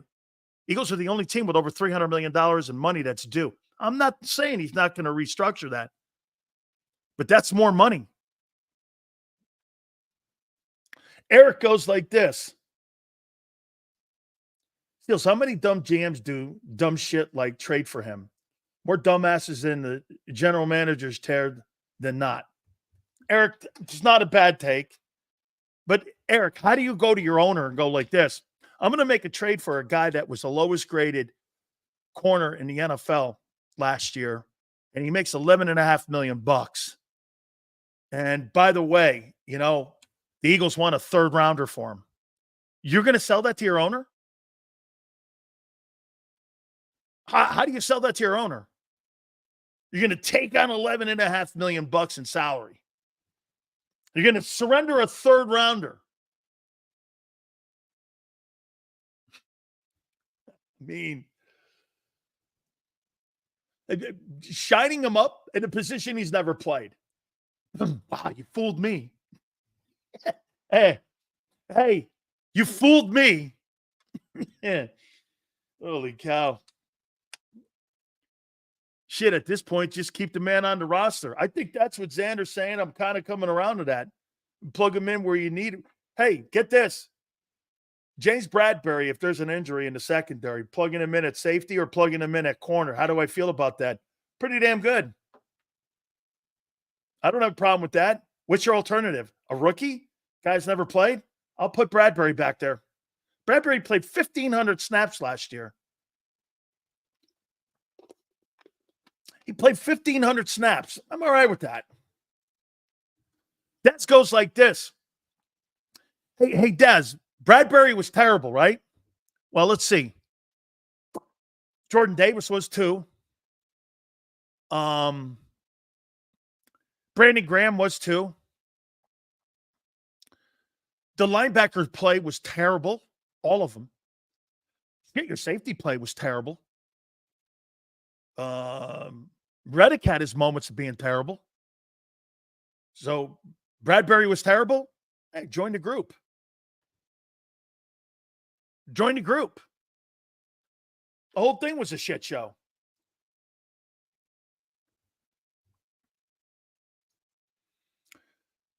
Guess might as well keep him. Forrest, I think you're right. We are now. It's not him as a player. It's the other bodies in the room. Hart switched to safety. Hey, you even heard Vic say, very rarely does that shit work. Okay, very rarely. Okay, well then get this. Well then, hey, Chips and Birds, if he sucks so bad, why'd you keep him? Hey man, because we're gonna trade for it. You're not trading anything for that guy. Now, wait a minute. There is a way. Eagles would have to take about 65% of the salary. Now, you could do that. There's a way to do this. If you want to get Bradbury and you want to get a decent draft pick, you would be paying for the draft choice in essence. I'll give you an example how to get rid of Bradbury. Call Minnesota up. Now, they went and got Stephon Gilmore, gave him $10 million. Okay? You can do this. Call their GM up. Or you can go, I'll tell you what we'll do. We'll pay 60%. We'll pay $6 million of the $10 million salary that's owed to Bradbury. You pick up the rest. You send me a third. Probably too high for him, but you get in a corner, especially if it's an emergency. Like the Cowboys need a corner. Deron Bland's out for like 8 weeks. Okay? Out for 8 weeks. That's a way on how you can get out from under that contract, is to take on a percentage of the deal. You could do that. Fine line between being a realist and a hater. Well, that's a you thing, dude. Okay? That's a you thing. That ain't me. I don't have a hateful bone in my body right now. Nothing. I don't hate anything. You think I hate talking sports? I'm not hating anything. That's a you thing, dude. You might want to check yourself, kid. Do you think we will be better on defense this year versus 26th overall last year? Not early. I think you'll be right around that 26 to 18 number in the first part of the season. The question mark will be, did the offense help the defense? Okay? Okay? Here, get this. Let me hook this guy up here. Why is Rodgers considered an elite quarterback? Well, because he has the greatest touchdown to interception ratio. He's won 4 NFL MVPs. He's won a Super Bowl MVP. He's won a Super Bowl trophy, and he'll be a first ballot, maybe consensus Hall of Famer. That's why. There's not one thing he hasn't done in this league and checked all the boxes on being one of the greatest of all time. You can make the argument he's the greatest passer that's ever lived. He surely is in touchdowns to interceptions. This guy's got 500 touchdown passes, pretty much, and 100 picks. Your guy had 15 picks last year. This guy had a year where he had 48 touchdown passes and 5 interceptions. You think Hurts will ever do that? Throw almost 50 touchdowns with 5 picks? I don't know anybody will ever do that, including Mahomes. Including Mahomes. I don't know anybody will ever do that. Okay? Brady would never do that. That guy has done things that no quarterback will ever do again. All that in one Super Bowl. Okay. So what? Dan Marino sucks? Warren Moon sucks? Jim Kelly sucks? Those guys are terrible too? Is that right?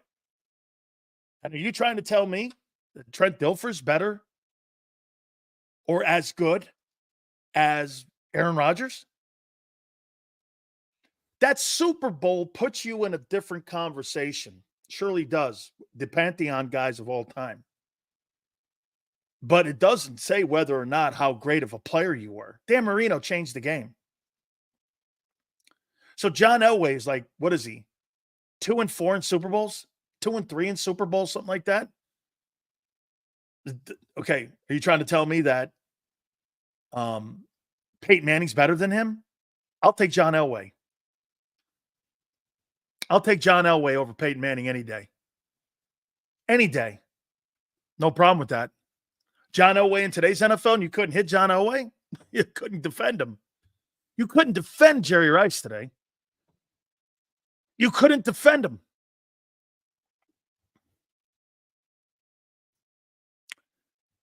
You can be really, really good, but under the lights, you don't show out. It's on you. For sure. Okay? For sure.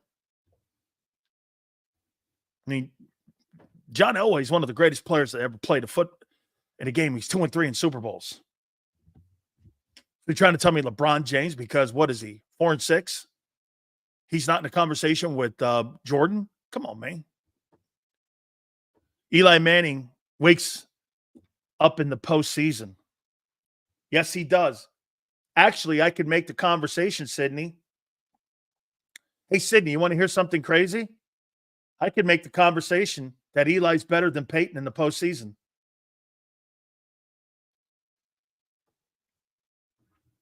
He's better. Eli Manning was better than his brother in the postseason.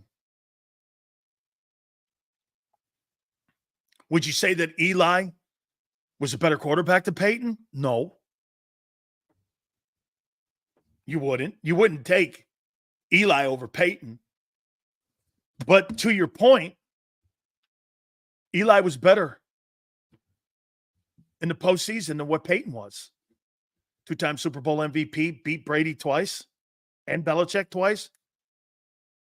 2 Super Bowl titles. Postseason records, great. I don't know what else to say. Look at Twiz. Giants won because of the defense. Correct me if I'm wrong. Manning was a 2-time MVP in a Super Bowl, was he not? Forrest goes, Elway went to 5 Super Bowls. I said 2-3, didn't I? In the postseason and Super Bowls? Could have swore I said 2-3 in Super Bowl play. Them Green Bay teams Rodgers got to the NFC Championship game were horrible. Rodgers the first ballot for sure. Yeah, but Sully, I guarantee you, because of his politics, they'll F around with it a little bit because of all that. By the way, I got my Big Sills power rankings. My preseason power rankings. My 32. I waited right here because I wanted to hear the no-holds defense. I love the no-holds defense. That's going to be a mantra all year. You bet. Especially when Green Bay gets a hold of that thing. Oh, boy. You better hope Bryce Huff show. Hey, you think Nolan Smith plays in that game? Or Jalix Hunt? Is it Jalix Hunt or Ethan Hunt? Is it Ethan Hunt? The kid from Tennessee Christian Catholic Academy in Houston or something. Right? It's Ethan Hunt. There you go. Look at this. See? Look. No holds defense, baby. All right. Here is the Big Sills top 32 preseason football teams for the National Football League as we are in a bye week, basically.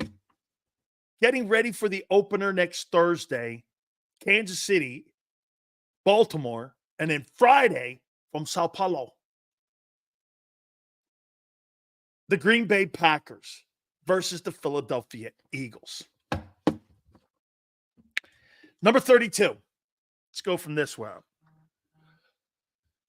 The worst team in pro football. the Carolina Panthers. I do think Bryce Huff has somewhat of a resurgence, but I still got this the worst roster in pro football. Number 31. I got the Patriots here. Whew, wow. And it was a debate. Are the Patriots worse or are the Panthers worse? David Tepper. I guarantee you that new coach they got down there, Canales. Hey, man, you better sharpen up your resume too, boss, because I'm not sure you're making it either. Okay? New England Patriots, 31st worst team in pro football.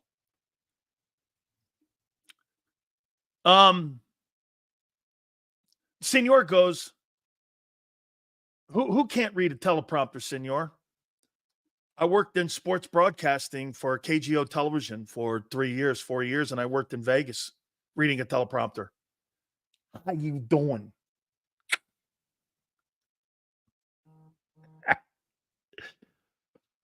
Number 30.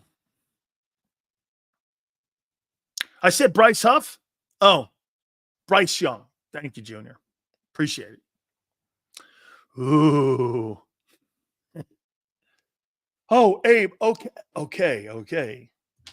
One-man band, guys. Relax. Calm yourselves down. Don't get your panties in a bind there, honey. Number 30. New York Giants. Number 29. Worst team in the league. I got this. The Las Vegas Raiders. Number 28. I got the Arizona Cardinals. Number 27. The Tennessee Titans. This is the Big Sills top 32 preseason NFL teams. Number 26. The Minnesota Vikings. Number 25, the team from the New Orleans Saints. Number 24, the Denver Broncos. Number 23, the Seattle Seahawks.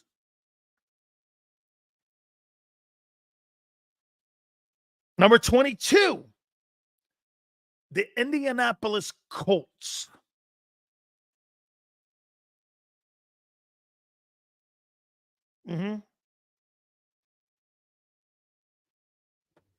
Number 20, the Washington Redskins.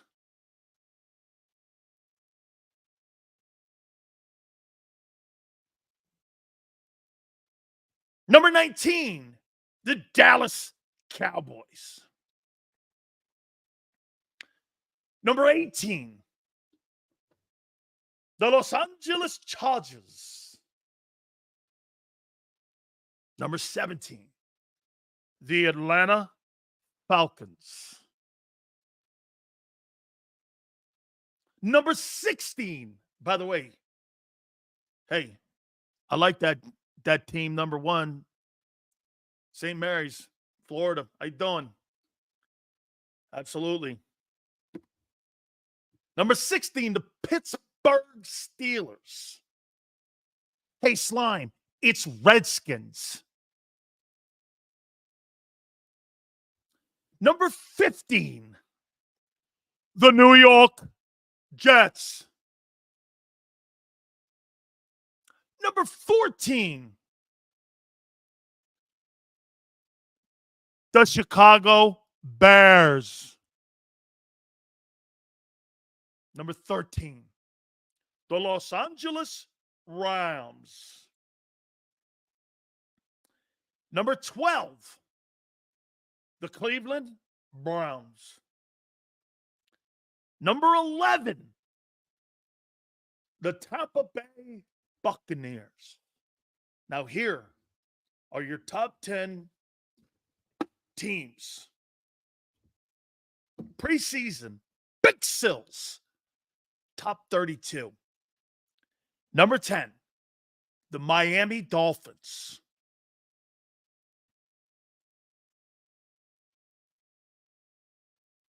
Number 9, the Buffalo Bills. Number 8, the Philadelphia Eagles. Number 7, the Houston Texans. Yeah, that's a good point. Yeah, because most teams outside of San Francisco and Detroit, Green Bay, NFC sucks. NFC sucks. Number 6, the Cincinnati Bengals. Number 5, the Green Bay Packers.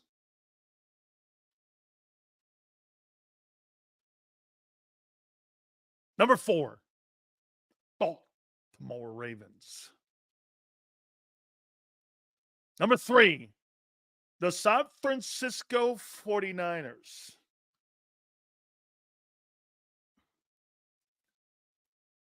Number 2, the Detroit Lions. And number 1,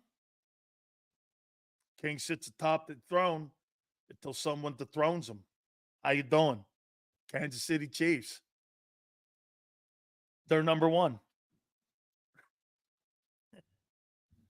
You know, you're the king until proven otherwise. Or unless you're in Philly. Hey, we had a really good team scrimmage.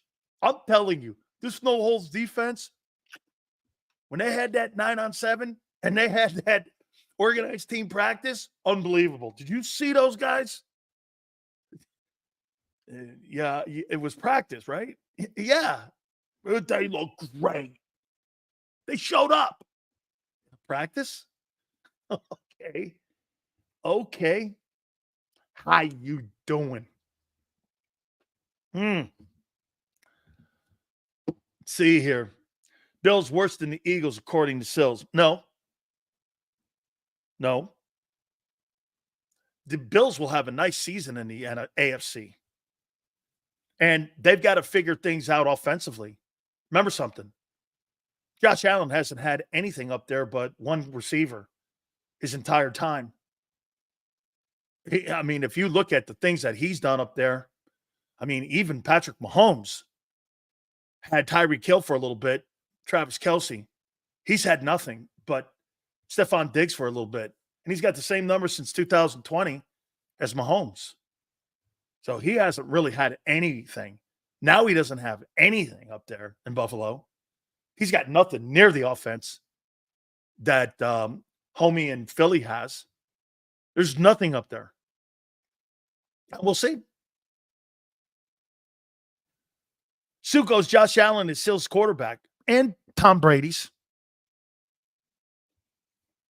No, senor, no effing excuses this year for your boy. No bad coaching, no bad roster, nothing.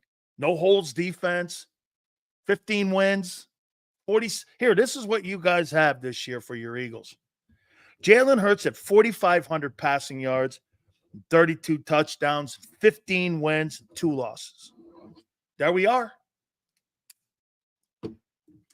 There's your season. Oh, I can't wait. I'm holding you to every single bit of that. And when that doesn't come true and you win 9 ball games and that guy throws for 3,600 yards again, like Vegas saying he's going to, I'm going to look at you and go, what are you talking about here? You see, this is what's going to happen for Hurts and the Eagles. This year's going to define him. He's either going to do this,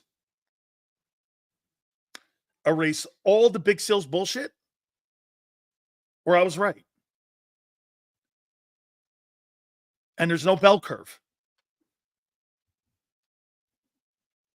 Nothing. He's either going to do it. Here's the quarterbacks, too, that I wrote down. that had to win Super Bowls. These are the 5 quarterbacks that have to win Super Bowls. Or what's the point? I got Jalen Hurts at 5. He's got to win, right? Gave him everything he needed. No Eagle quarterback in history of the franchise has ever had more talent around him and has been paid more. No more excuses. Lamar Jackson, he's got to win. He's got to win. He's got to win a Super Bowl. Number 3, Joe Burrow. He's got to win a Super Bowl too. Tell me how great he is. I call him Joe Namath Burrow. Got to stay healthy, son.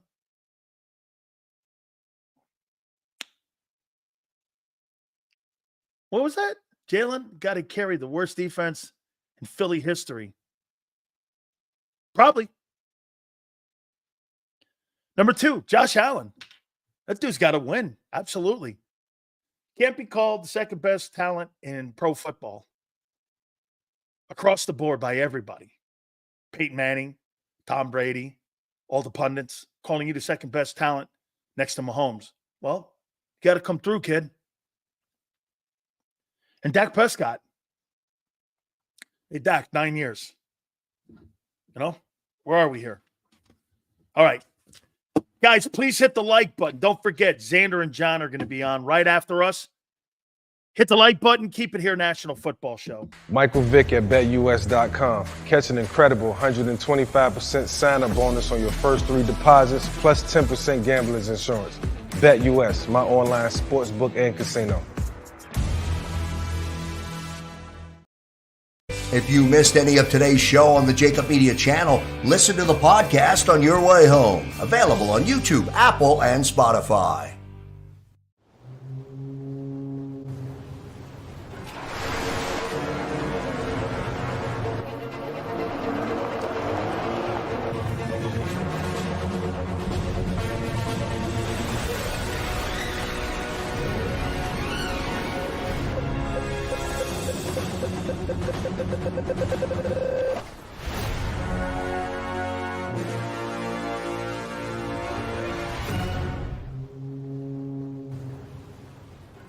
Heading down the shore.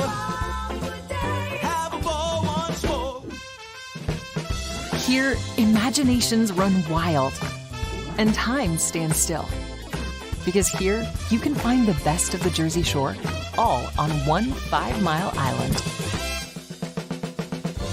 So leave the old you behind and get lost in the woods. Wild, wild, wildwood days. Plan your stay in the Wildwoods today. They're carving them up and good play calling along the way. First and goal at the 6.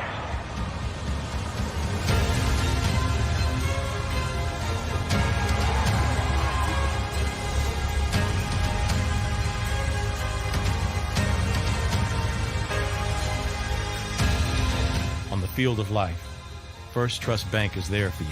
Champions on 3. 1, 2, 3. Because Philadelphia dreams deserve a Philadelphia bank. Win and save this baseball season from Colony Pools and Power Washing, a local company serving Delaware, Delco, and Chester County since 1970. Are you tired of looking at your green house? Is your roof, siding, deck stained green from algae and mold? Let the experts pressure wash your home and take the pressure off of you. Win with Colony Pools and Power Washing. Call them now at 302-762-2250. That's 302-762-2250.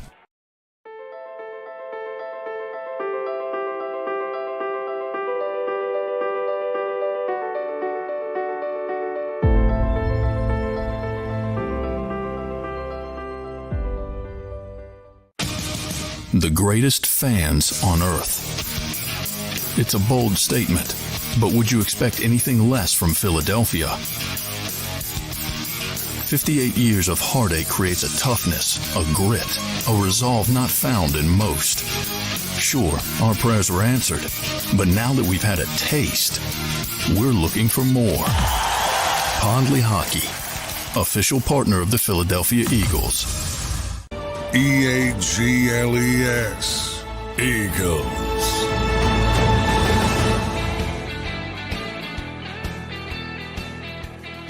How's that look? Hold on. Wait a minute. How's that look? What's that say? 9-8? 9-8. Then, there you go. So look at that, 9-8. What do you think? Thank you, Big Sills, for the show today. Oh, man. 14 is sounding better. Oh, my God. Are you crazy? Listen here. With that being said, guys, you were fantastic today. Thank you guys very much.